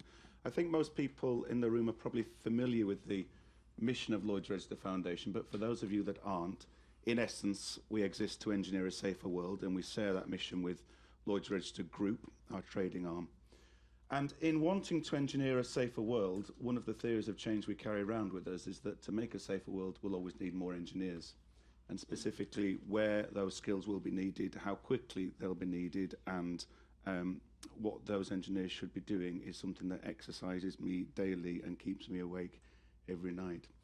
I think one of the biggest challenges that drives me personally, and which I'm trying to bring to the foundation as well, is if we consider one of the biggest social changes in the world at the moment is population growth, particularly in Southeast Asia and Sub-Saharan Africa. And by 2050, the world is going to have 9.7 billion people in it. 70% of those people are going to be living in cities. And what that means is that the amount of critical infrastructure the world has to build over the next 20 to 30 years dwarfs the amount of critical infrastructure that exists already. So how can we apply the skills that we'll do through data-centric engineering and a range of other overlapping areas to make sure that all of that new infrastructure is safe, it can be operated safely, it can be built safely, it can be designed safely, and that it is also resilient to the climate crisis and it's sustainable and not adding to the climate crisis as well. So it's a sizable challenge, and I'm sure data-centric engineers and engineering can play a part. Brilliant, thank you. William, you want to go next? Thanks. I'm William Parry. I'm Professor of Geotechnical Engineering at the University of Southampton, and I have previously served as Head of the Department of Civil Engineering and Executive Dean of the Faculty of Engineering and the Environment. So I think to perhaps sort of put a slightly different spin on it, I think the important thing is that we need to have engineers, in my case, possibly primarily civil engineers, who are at least data-enabled, if not data-centric, and that perhaps picks up on Tim's point. So what we have seen over the last sort of 20 years, I suppose, is an explosion in the ability of numerical methods and computational methods which are done by computers, which perhaps 20 or 30 years ago, a graduate engineer would have done by hand. So that really caused one shift in the type of skills that we needed our students to come out with. And I think what we have seen over perhaps the last 5 years plus is an explosion in the amount of data that we can potentially gather. So, you know, we can measure all sorts of things that we didn't used to be able to measure. We generate so much data that the idea of somebody going through a table of results and kind of working out what was going on by hand is just really a complete nonsense.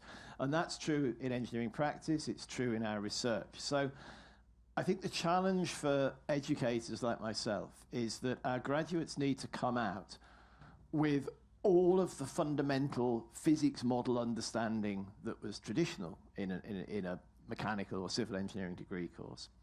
They also need all of the people skills, the communication skills, which we have been trying to inculcate into them for the last sort of 15, 20 years.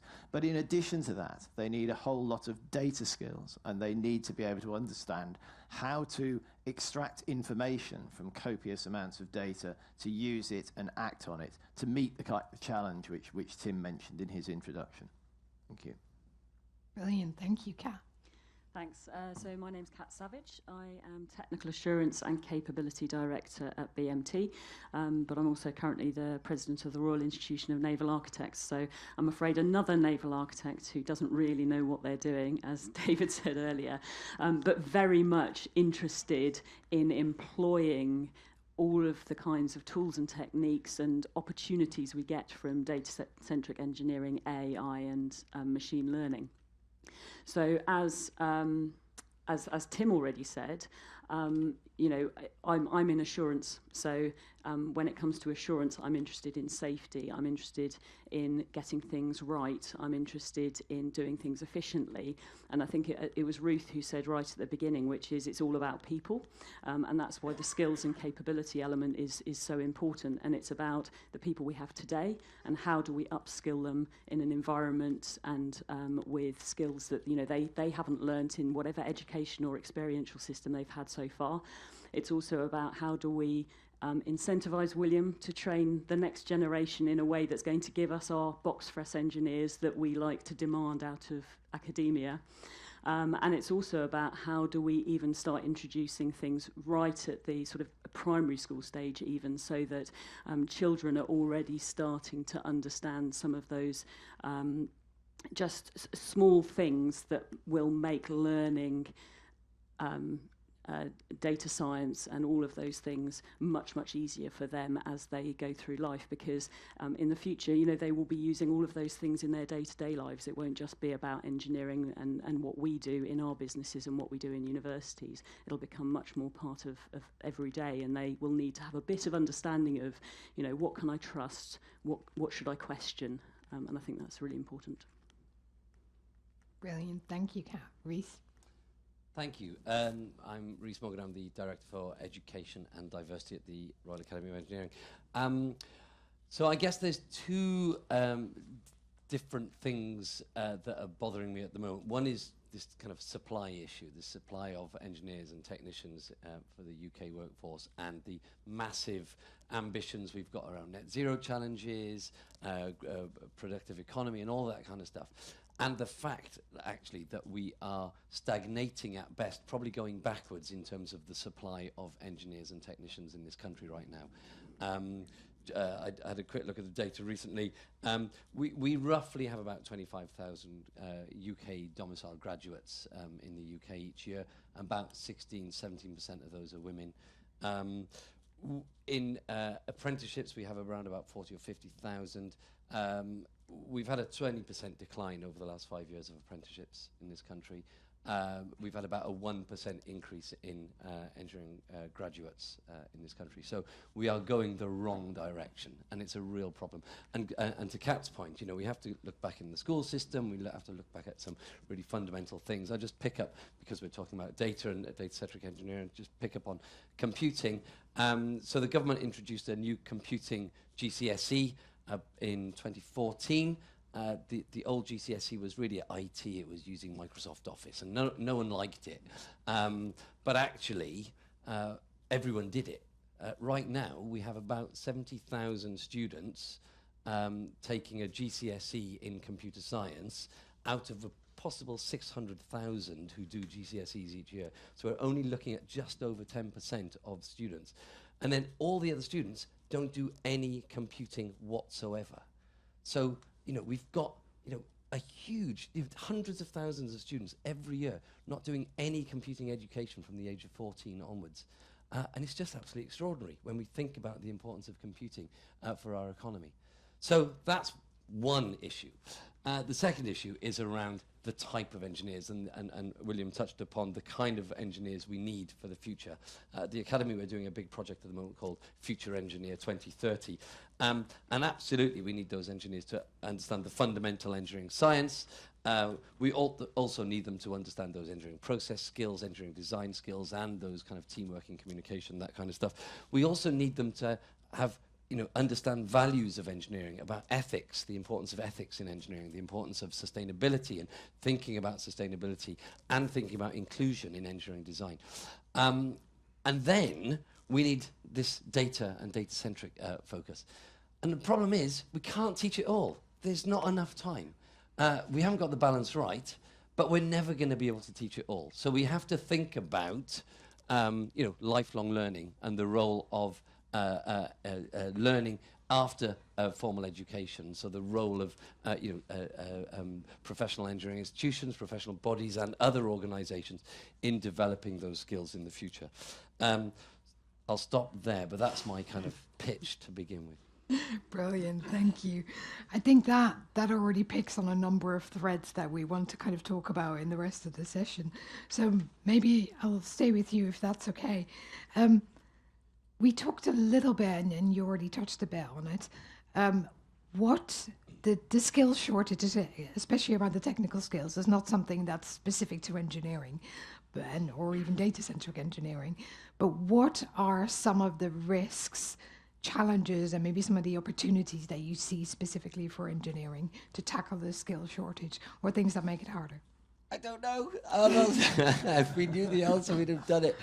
It's really complicated. It's really complex. And, it starts back in school. We don't have enough physics teachers in this country. Let's start with some basics. About a third of all schools don't have a specialist physics teacher, someone who did engineering or physics or some allied subject in university. So students are being taught by non-specialist physics teachers. You can repeat that for computing, you can repeat that for design and technology, you can repeat that for mathematics as well. So, so let's start with some really basic things. Let's get teachers who can actually teach these subjects. And then we've got a careers system that's just kind of lamentable and always has been.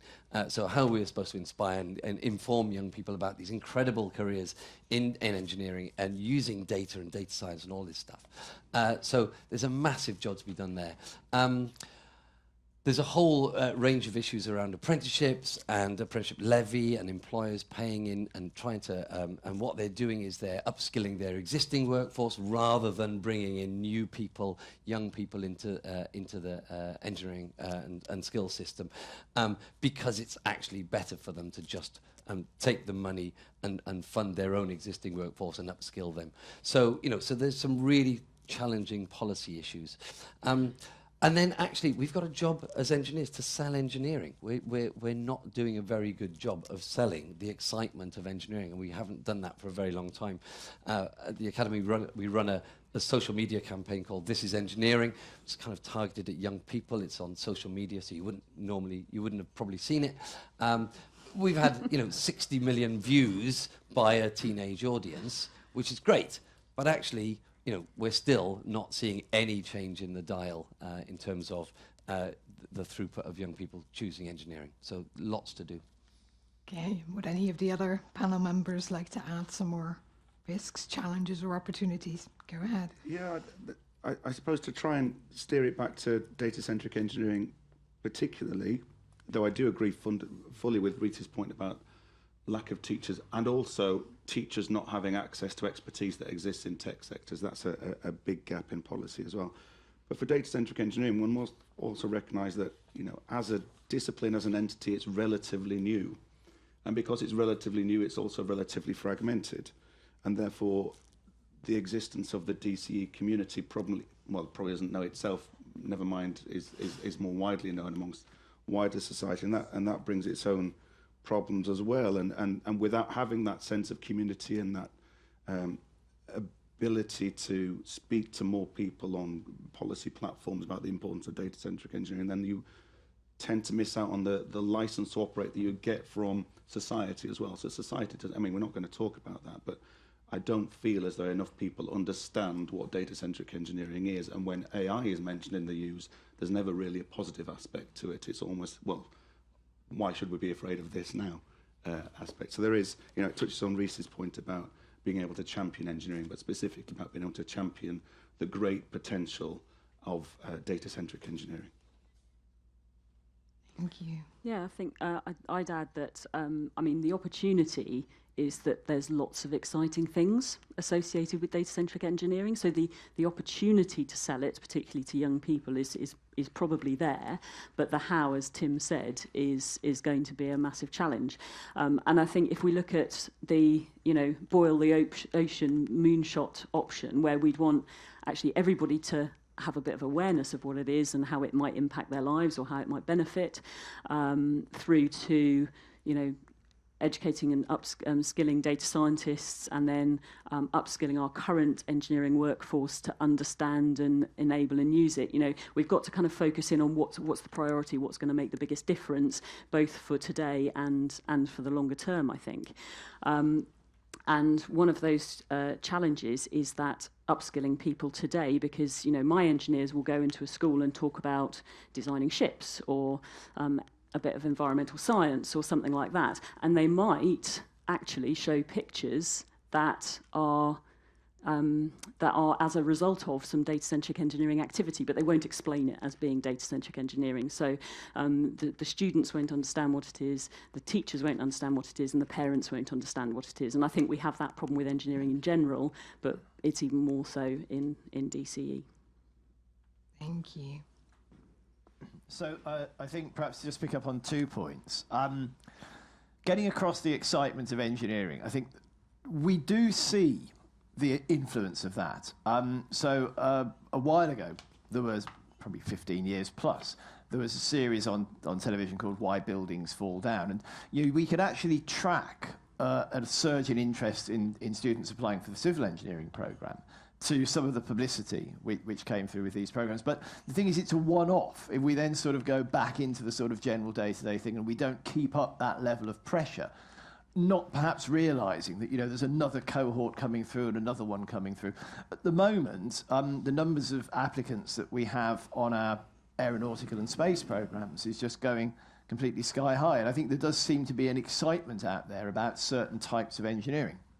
To perhaps sort of turn it round to data-centric engineering, it's interesting that everybody said, I had to look up what it was, and yes, I think that's me.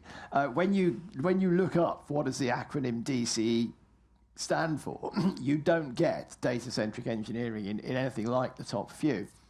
And I think that, maybe 5 years ago, 6 years ago, that was a great thing. But to work, this has got to become pervasive. So it's got to become part of the skill set of engineers who are doing ordinary things, civil engineering, aero engineering, maritime engineering. And it may be that we need to think about, how do we get this across? You then go into, as people have said already, trust in things like data, trust in things like AI, which gets wrapped into it. But I think that there is a need to think quite carefully about how it's positioned, because for me, it's got to be wider than just a group of specialist people who really know all about how it works and how to mine the data and how the AI works. You need people to do that, of course, but you actually need almost every engineer, and then, as has been mentioned, going right the way down into citizens in their usual life, in their normal day-to-day life, they need to have the confidence that the data, the systems, and everything else are working for them. People who are working in civil or maritime or aero engineering, they also need to have the confidence, but it must be at a much higher level. So I think it's a set of skills which needs to come through, and we all need to be data-centric engineers. Can I come back to that? That's really interesting, and it's absolutely right. And I think one of the challenges we've got is we need to, as professions, as individual professions here, actually have the conversations, have the grown-up conversations in our institutions and say, look, civil engineering, right now we do 3 years of looking at soil mechanics and geotechnics. We do 3 years of structures, and we do 3 years of hydraulics and water flow and everything like that. We probably do about 6 weeks of statistics, if we're lucky. And actually, we really need to think, hold on a second, we can't, if we're going to do data-centric engineering, and the fact is, we look after far more bridges and tunnels and, skyscrapers than we build them in this country, So actually, we need to be looking at, okay, so how do we monitor the condition of these things? Okay, we put sensors on them, then we get huge amounts of data, and we need to interrogate that data. We need to look at when things are going kind of out of kilter. We're not doing any of that with our students. So I think there's a real kind of grown-up conversation that needs to happen in each of the disciplines, in naval architecture, mechanical engineering, electrical engineering, to say, okay, what are we going to have to just say we can't teach that bit if we're going to put data-centric engineering in? Can I just quickly come? We're going to have a massive conversation up here, but and so I agree, because my experience, I'm sure William's experience is, you have a certain number of hours in the day to teach something, and you can't just keep packing stuff in. And I, as somebody from industry, keeps going, can you not just add that? And can you not just add that? And can you not have a bit of that? But I think with DCE, there's an opportunity actually to really look at how you teach the fundamental skills, but using these tools and techniques, so that it's a way of doing it rather than necessarily losing the fundamentals. And if we look at a sort of vague comparison, one of the things that was really popular previously, and we do all the time now, is industry wanted more soft skills, more project management, more presentations, more those sorts of things. So we then taught students how to do the fundamentals of engineering, but using those skill sets. And I think there's some opportunity to do that now, and we probably already do a bit of it, they just don't know it in some areas. So perhaps there's opportunity to expand on how we teach the engineering using those techniques rather than changing what we teach.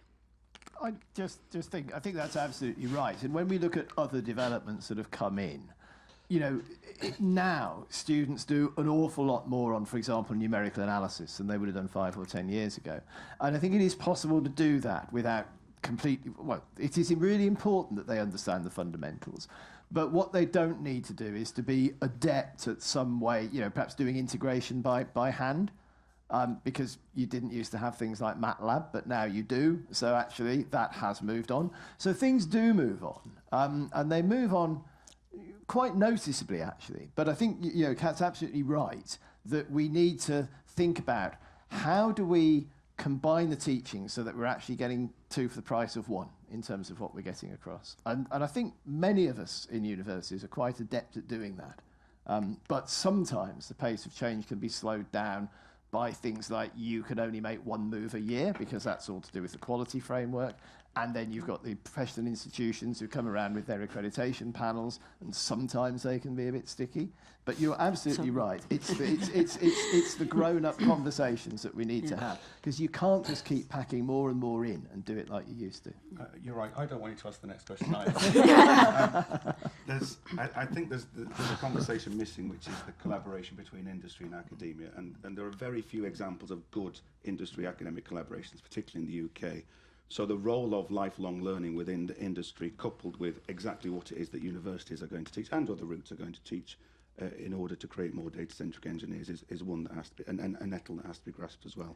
I'm not pretending I know the answer to that, but I think it's clearly part of the problem. We always said that one of the key things that the students learn is, we had a bit of a mantra at one point, and it was, what do you get if you go out of our place with a degree in engineering? You have a really sound understanding of the fundamental principles of engineering science. You've got the confidence to apply those to new problems, but actually the most important thing is that you learn how to learn, because do not think that you leave university with a full toolkit and you can just sit back and relax for the next 40 years or 50 years or however long it is people graduating today are going to have to work. They are going to need to continue to acquire new skills, new techniques all the time. So preparing them for a life of learning is actually probably the most important thing that we do.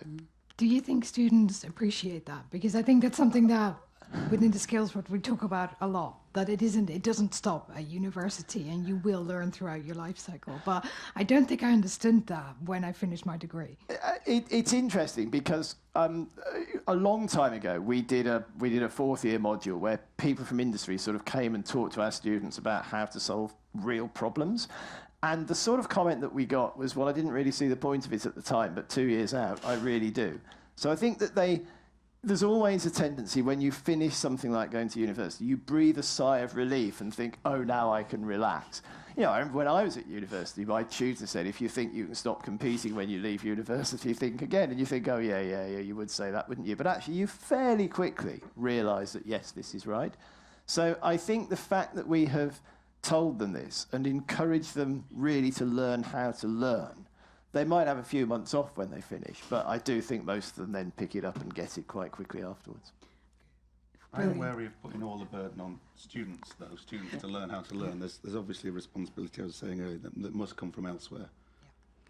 Yeah, I think if I could just quick from an industry side, I think what I would see is that we need to try and do more to make learning easier for people who are at work and easy for industry to be able to make it a sort of a palatable funding, particularly for smaller organisations. It's much easier for very big organisations to send people on long courses, have them out of the office for periods of time, but smaller organisations it's much harder. And we shouldn't set aside the benefit that you can actually have from integrating people who are on undergraduate degrees, postgraduate degrees, but straight from university, with people who have experience in industry, because they both learn something very different off each other, even if they're doing the same course. And I think there's some benefit to be had in thinking about that as well. Really, really good point. And we've got some pretty good relationships with some industry sponsors where they use coming along. Our first years go on a thing called the construction area, where they build sort of scaled down versions of the Millau Viaduct or the Gherkin or something. And companies use their recent graduates to come and help supervise that as part of their own CPD. So it's not easy, it's not every company, but there are models out there. But I completely agree that you can't just say to the student, it's down to you. The employer's got to play their part, relationships with universities, and actually everybody learning from each other at different stages, because you learn by teaching. Absolutely. I think the good news is that while we're talking, we're actually ticking off a bunch of the questions on the sheet. So it's not that we're only going to get to the first one. We are actually going through them. So you're making my job very easy. So it's brilliant. So what I'd like to do now actually is ask the audience to register on the Slido if you've got a phone or an iPad with the hashtag DCE, so that we can actually in a second ask you, because we've talked about and actually the innovation panel touched on that as well. We've talked about the need to bring people along on the journey, to have those kind of powerful use cases, to inspire people to take up data-centric engineering careers, to be able to really sell some of the solutions to senior leaders, senior managers, just so this is the potential of the solutions. So one of the questions that we've actually got for the audience, and let's see if that will work, is when we're talking about AI and data-centric engineering in the context of DCE, what do you see those application areas to be? What are the things that we can go out and use as powerful use cases? What's the next kind of example use case that you're going to be able to integrate in your various degrees to sell this? Let me just get some tech support. I've launched it, but it doesn't appear to. It won't come on there, but you should see it on Slido if you're registered. While you get a chance to reply, maybe what I'll just kind of ask the panel is, we've talked a little bit about, obviously, there has to be a component of lifelong learning in this, and needing to get kind of more volume into the pipeline. But how do we improve uptake of existing initiatives, both getting people onto degrees, onto apprenticeships, and some of the numbers that you were quoting in your introductions are scary, because it does mean we're not even going up slowly, we're going down. So what can we do, and what is the role of different kind of organizations in driving that uptake? Really, I'm making it hard now. That's why we kept going with the first question so long. I think it's a really difficult question, because I think we've tried a lot of things. We've had a lot of organisations go out and do STEM activities. Maybe individually we've had, Reese was talking about things like This Is Engineering campaigns. We have those sorts of things. Maybe we just haven't been coordinated enough yet. We maybe haven't been loud enough yet. Maybe we don't have quite enough support yet in the right places in government or whatever to really get that message across. I don't know. Maybe Reese, you can think. I mean, you didn't know the answer earlier, did you? So. Well, there's been. Sorry, Reese, were you going to? No, you go first. I was just going to say, there's been 20, 30 years of public engagement in science initiatives and engagement in engineering initiatives, and they've not really changed the dial at all. It's not just unique to engineering. My personal perspective on this is that there's a lack of patience in them, and a lot of them, the analogy I use sometimes, a lot of these initiatives aren't coordinated. The single fireworks in the sky rather than a coordinated display.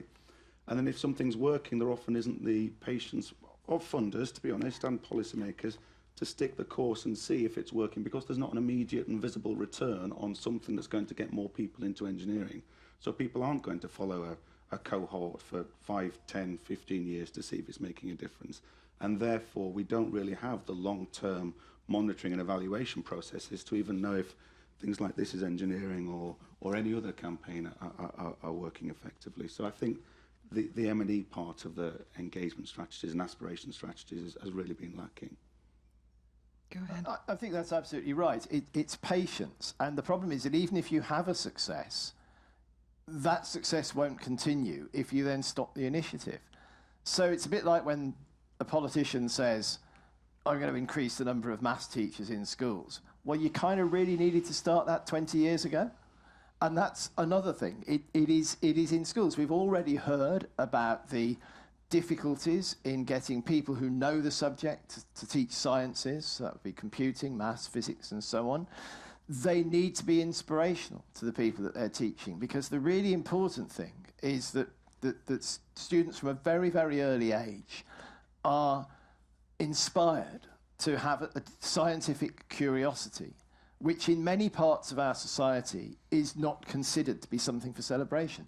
And that absolutely needs to change. So if we were serious about it, we would really try to increase the quality and consistency of that initial education for everybody. We would then have these initiatives about encouraging people into engineering. We would have academics and industry sort of collaborating together to show use cases. So this is what you can do with engineering. We would have loads of people aspiring to become engineers, partly because they think it's going to do some good in the world, partly because they have this intellectual scientific curiosity to understand how things work and how can I influence them. And I just don't think that our system is at all geared up to do that. I just add to that, I think there's some fundamental questions around the way we educate, the way we assess young people in this country. We are an international outlier in that we make children choose 3 subjects to take at the age of 16, as opposed to a broad and balanced curriculum right up until the age of 18. So, on the European mainland, most students will study a broad basket of subjects, including mathematics and science and humanities and arts. And actually, engineers would benefit from having more arts and humanities taught for them, not just because of their literacy and things like that, but it gives them different perspectives and different ways of thinking about problems that they need to solve as well. And similarly, we have a better educated, more scientifically and mathematically literate general population of those that would have traditionally shunned these subjects. And then there's a question about, we have this kind of divide around academic versus vocational. There's always been a difficulty in this country with a lower parity of esteem for those choosing technical careers. When you look at in Germany, much greater recognition of those people who take technical pathways into employment, and we just haven't got it right here. So actually, there's some really fundamental reforms to education I think are required. I think since I left school, or certainly since I left university, I think I've seen 30 years of state interference in the educational system, and none of it has made it any better. Cheery conversation. That is a cheery conversation. As if I can just do a quite slight aside, but on the same topic as well, though, is that when you talk about how we teach people, we want a diversity of different methods of teaching because different people respond better to different methods of teaching.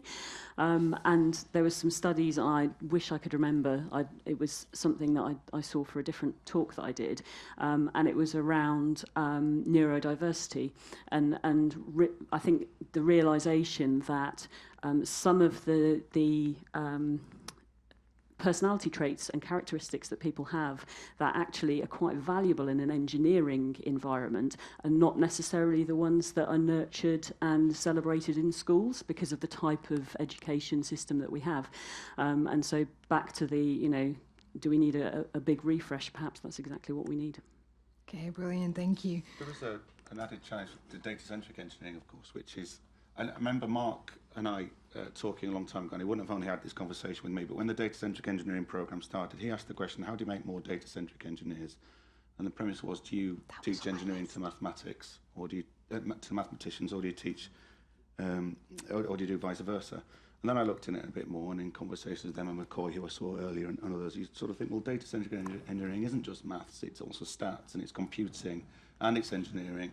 So there's an intellectual challenge, in that bigger challenge that we've all set here. There's an intellectual challenge about how do you get people to take an interest in all of those things at primary and secondary school to understand that there is an aspirational career that can really make a difference in data-centric engineering, using data skills to make the world safer, to stop buildings falling down, to understand how cities can be more sustainable. So I think that's why intellectual curiosity is really important. And the other thing that's really important is that learning should be fun. Learning should be a joy. And it's not a joy when you're just worried about the next set of tests and ticking boxes. I think there's a more, so that's the longer term, bigger challenge, you know, and that's a huge challenge. But I think there are things we can do right now as a profession, as an engineering community, around the way we teach engineering students in universities, and embedding much more of this kind of data-centric engineering into the traditional disciplines of mechanical engineering, electronics, and civil engineering, and chemical engineering. And I think we're still, as I said at the beginning, we haven't got the balance right. There's too much emphasis on the fundamentals, and it might be that actually it's about the way we teach this stuff, and we need to get 2 for 1, as Kat and William both said. But you know, we need to inject much more of this kind of computational, data-driven engineering solutioneering into our courses. And the lifelong learning. That's the other today thing that can be solved, actually, I think, yeah. Yes, and I think there's some really interesting things happening around micro-qualifications, micro-credentials, so much shorter duration types of courses that practicing engineers should be able to do for, you know, relatively short amount of time to just upskill on a particular little thing, and that just helps them with, you know, building up sets of these qualifications, helping them to... Skills passports and digital badges exactly, associated with that rather than certificates and what have you. Yeah. And we might see, if you look at the medical profession, their approach to CPD and their requirements for demonstrating it are actually rather more rigorous than you find in most professional engineering institutions. That may change.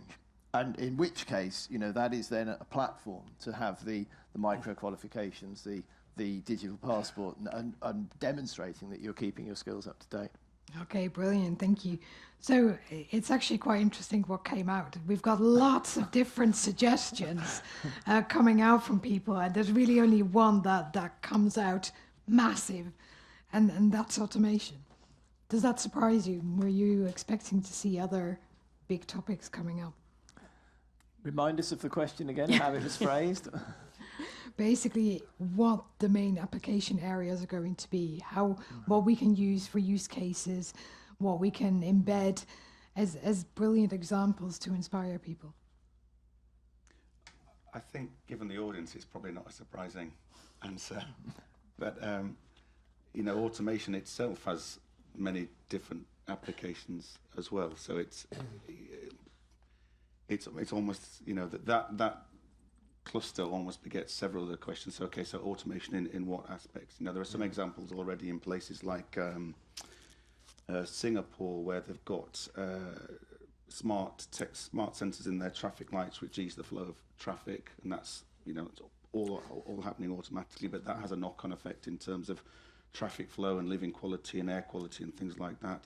Similarly, they're doing things with sort of weather sensors and applying that to urban planning. So there's a lot of... Yeah, I was surprised that optimization wasn't in there as a bigger word, because actually, yeah, automation, but actually it's optimizing design, optimizing, you know, whatever it is, you know, that's the power of this, you know, vast computational power and data to really find those optimal solutions. Okay, brilliant. I think already pulling in one of the questions from the audience, we were talking earlier about the number of engineering students going down, and one of the audience questions is actually that there are other parts of the world where engineering studies are growing, and actually what can we learn from other countries? Are there things that we know why others are more successful than in the UK? It's really hard to make any kind of comparison between different educational jurisdictions for a whole range of socio-cultural reasons. For example, in Far East, in China, and so on, you have a Confucian philosophy that drives the kind of behavior of students, of parents, of teaching that we just don't have in the West, which is celebrating effort rather than ability. So it's actually, and so that's why people just work so much harder, and they're just trying so hard, because that's what's measured there. we have you know, so you look at the kind of world's leading educational jurisdictions, Finland, Singapore, Japan, and so on, much greater recognition of teachers, the role of teachers as the pinnacle of professions. And so not being able to allowed to be teachers unless you've got a master's degree, and it being among the highest challenging professions to access, you know, like we might consider law or banking or medicine here. So really different pictures around the world. Also, I think there's a values thing around, particularly in emerging economies, developing countries, where people can see the immediate value, the immediate benefit of engineering to their communities, to their society, and want to be a part of that, want to be part of building their society. Whereas in the West, in industrialized countries, you know, we already have that. So we're looking at how do we have more leisure time? How do we you know, enjoy the rest of the kind of intellectual capabilities, not through kind of building kind of society in the same way. So maybe changing tack slightly, one of the things that we haven't really talked about that much is the roles we see being needed in data-centric engineering in the future. So maybe if we can talk about that a little bit, do you think that the established roles have to change? Do we see opportunity for or a need for new roles in the area to cope with adoption of AI and data science? And what kind of skills do you think those roles will be targeting? I think from my perspective, it's not necessarily, I mean, there will be new roles because, you know, in different companies and in different different domains and all that kind of stuff, because we will want more data scientists, for example. But I see quite a lot of it, harking back to what we were talking before about lifelong learning and developing people, being more about a sort of evolution, maybe, alongside a little revolution, perhaps. And I think what's more important in the immediate future is being able to understand, you know, I have a load of engineering problems that I want to solve. And what I want to know is how can these tools and techniques help me solve those better and quicker and safer for my customers or for society or whoever I'm doing that for. And I don't necessarily know how well they can be adapted or developed or whatever to do that. So that's item number one. Item number two is I want to be able to know enough so that I can then go, all these things I don't do yet I could do if I know what data-centric engineering can do for me. So I think there's that kind of a combination of evolution and revolution from my perspective. I think that's absolutely right. I think Reese's earlier point about optimization is key as well. I'm not necessarily sure that there'll be a massive step change in roles, but there'll be a step change in things like predictive maintenance because of data-centric engineering, the optimized design, operation and safety of infrastructure will change if data-centric engineering makes its potential, and will change for the better by orders of magnitude. So I see its applicability being more significant than the roles behind it. I remember I was so one of our fellows at the Academy is a former chief executive of Network Rail, and he said that they've got about 10,000 bridges and tunnels under their control in Network Rail, and at the moment, to check the state of their bridges and tunnels, they go with a photo from about 10 years ago and they look at it and they look at the bridge and they go, yeah, it looks about right. And then they go to the next tunnel and they go, yeah, it looks about right. And that's their no, you can, so, you know, a little bit of, you know, condition monitoring, some sensors to just have a little look to see if things are going out of tolerance, just a little. A good dollop of engineering judgment there. Yeah, I mean, that's an interesting one because you can do a huge amount with image analysis. Yeah. So it's a little bit like sort of, you know, radiographers. Interpreting those radiograph images is actually really skilled, but I am fairly sure that the sort of processes that go on in the brain of the person interpreting the images is exactly the sort of thing that a machine would learn to do.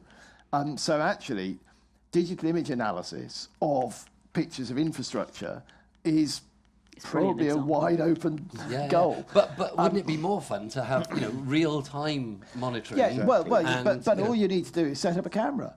So actually, you don't need lots and lots of expensive sensors, which is one of the things that people are kind of doing, because a single camera, as long as it doesn't get nicked, is along with the copper wire, along with the copper wire and the photovoltaic PV panel. But yeah, so that's. I think what we will see is that there will be some roles that probably really will more or less be taken over by sort of AI, I suppose. But I agree with what everybody else has said, that I think you also will need sort of clever people who sort of can develop the new techniques in data engineering, who can actually, but they are going to need to interface with all of the people who've got the use cases. And then the people who are enacting the use cases are going to need to have an appreciation. So the sort of thing that I think Kat was saying, what could it do for me if I knew how to do it? So I think we're going to see specialists having to work across those boundaries. Yeah. But I think some of it is going to be boiling frogs, so it'll happen gradually, and then we'll look back in 5 or 10 years and I think that's changed, hasn't it? Yeah, you've got a dead frog.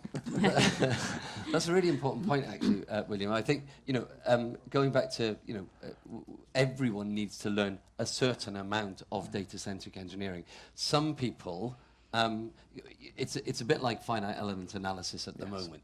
If you don't know what you're doing, you can get a lovely picture out with all these pictures of reds and oranges and greens around the stresses on a component. But if you just chucked a load of rubbish in, you're going to get a load of rubbish out. So you do need to know the fundamentals. But actually, you're not. None of those engineering students who are using that are going to write, or very few of them will write the next iteration of the finite element package itself. And so the question is then: so what proportion of our engineering students and workforce just need to know, how to use this stuff, and what proportion are going to be the developers of the next generation of it? And that's an interesting. So that's exactly right. And also, they need to know not only how to use it, but how to use it sensibly. Yes. And how to be able to look at the picture of reds and yellows and stuff like that and say, hang on, this doesn't look right. This doesn't look right, exactly. And that actually, with the FE analysis, that's the real worry, that almost anybody, when it first came out, you had to kind of write your own input file. Even though you weren't doing the programming, there was a lot of work in preparing the data files. Now you can just sort of jump in and it will do something for you, whether that means anything or not is another matter. But people have got to have that fundamental understanding to be able to look at it and say, yeah, you know what, this doesn't look right. Yeah. Okay, thank you. Maybe let's move to the audience as well, besides the questions that we already took through from Slido. Any additional questions? Any areas that you feel we haven't touched upon? Go ahead. There is a camera, but it's got to come from the other side. I don't think the other side can hear you, so. Very simple question is, we talk about engineering, it's a very, structured. Engineering is a very structured process you go through to become an engineer. It's pretty well governed. But we're talking about innovation. Innovation is something quite different. Innovation, you have to be able to dream, you have to imagine.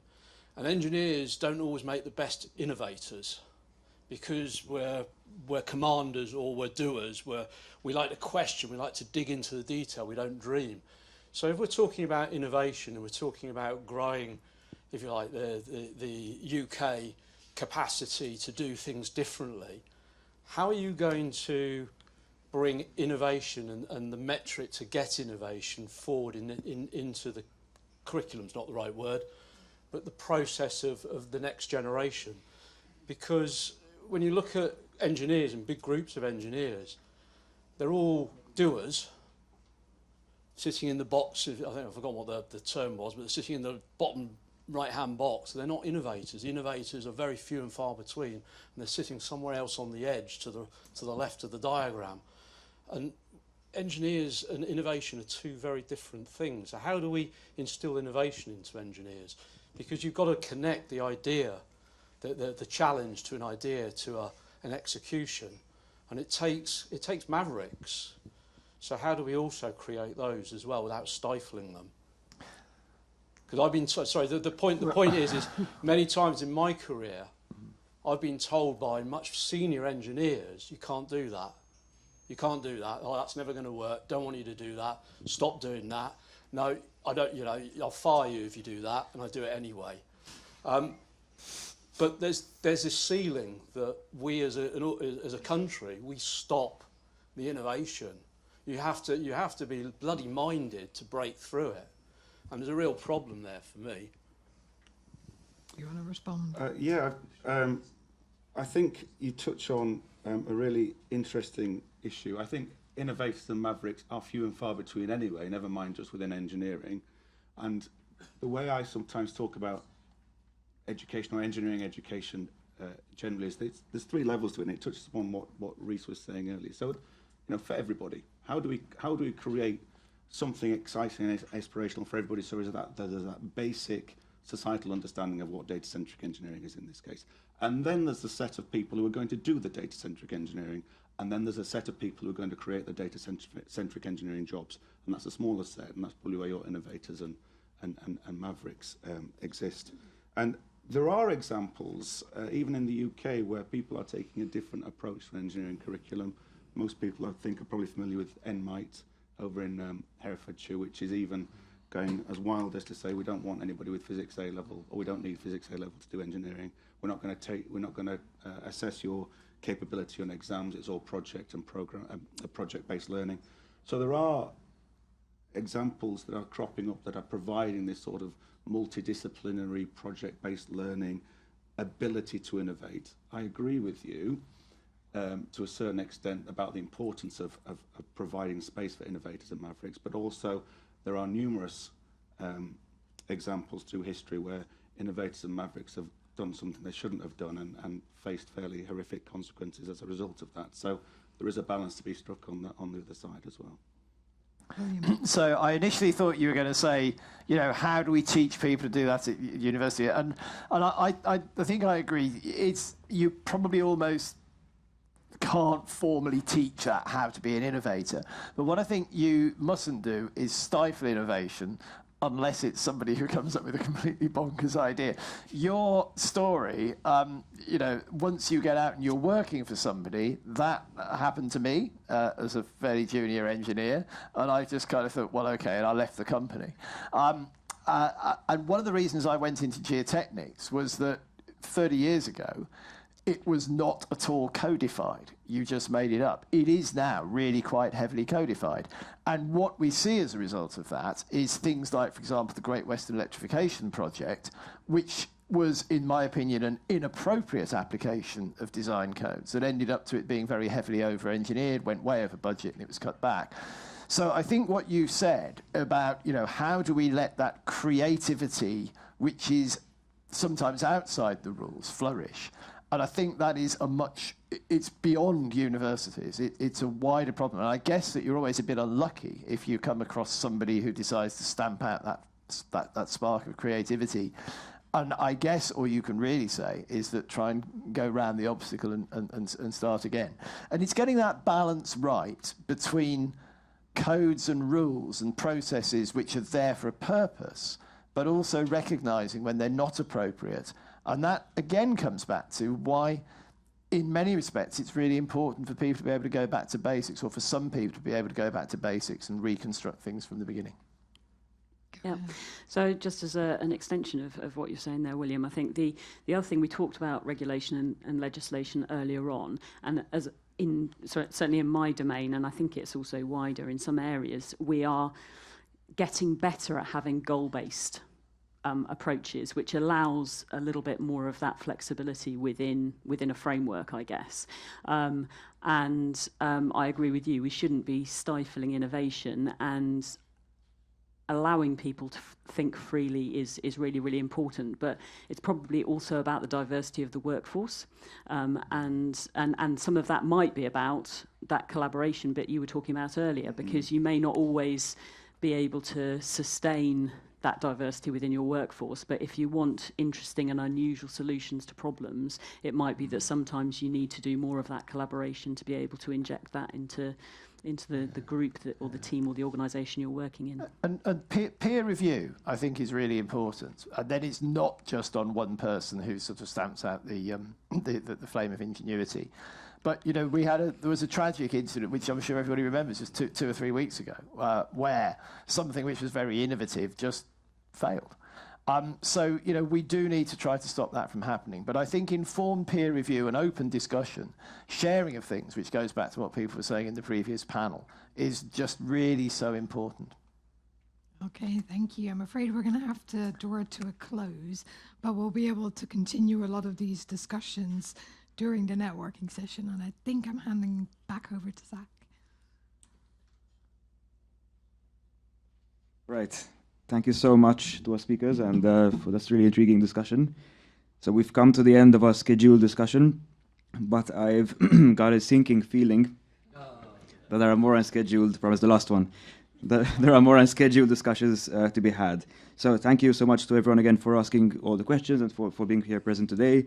It's time to enjoy some fresh air, so please join me outside on the quarterdeck in grabbing a refreshing drink. And we're also very excited to offer some audio guides if any of you are interested in touring the ship. But before I leave you, before signing off, Adam would like to say a few words. I just wanted to thank, in particular, our speakers, Ruth and Mark, and all the panelists for making the time and effort to come today.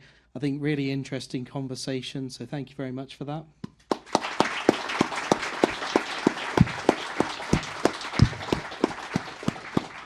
And you'll probably be surprised, but I did relatively little in making today happen. So there's a big team of people who are doing an awful lot here. HMS Belfast staff, Katie and events team, and Alice somewhere around the back, who had to visit a number of different places. And did you get to eat any nice food while you're doing it, or just look around? Just apparently got to look around, but a huge amount of effort from all of them to make this happen. So a big thanks to them.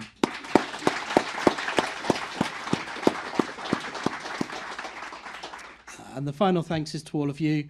We were asked as part of our 5-year review, we're going through at the Turing at the moment to answer some questions. And one of my questions as a practice was, where is the data-centric engineering community going, and why should it stay focused at the Turing?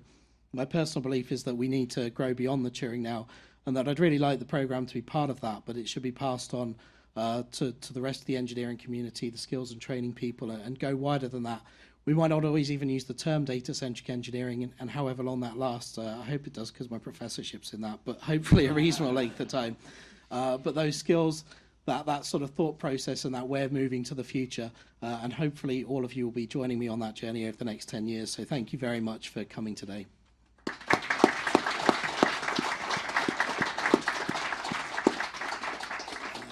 And as Zach said, there are some refreshments out on the quarterdeck, so please head that way, and we can have a bit more of a chat this afternoon or this evening.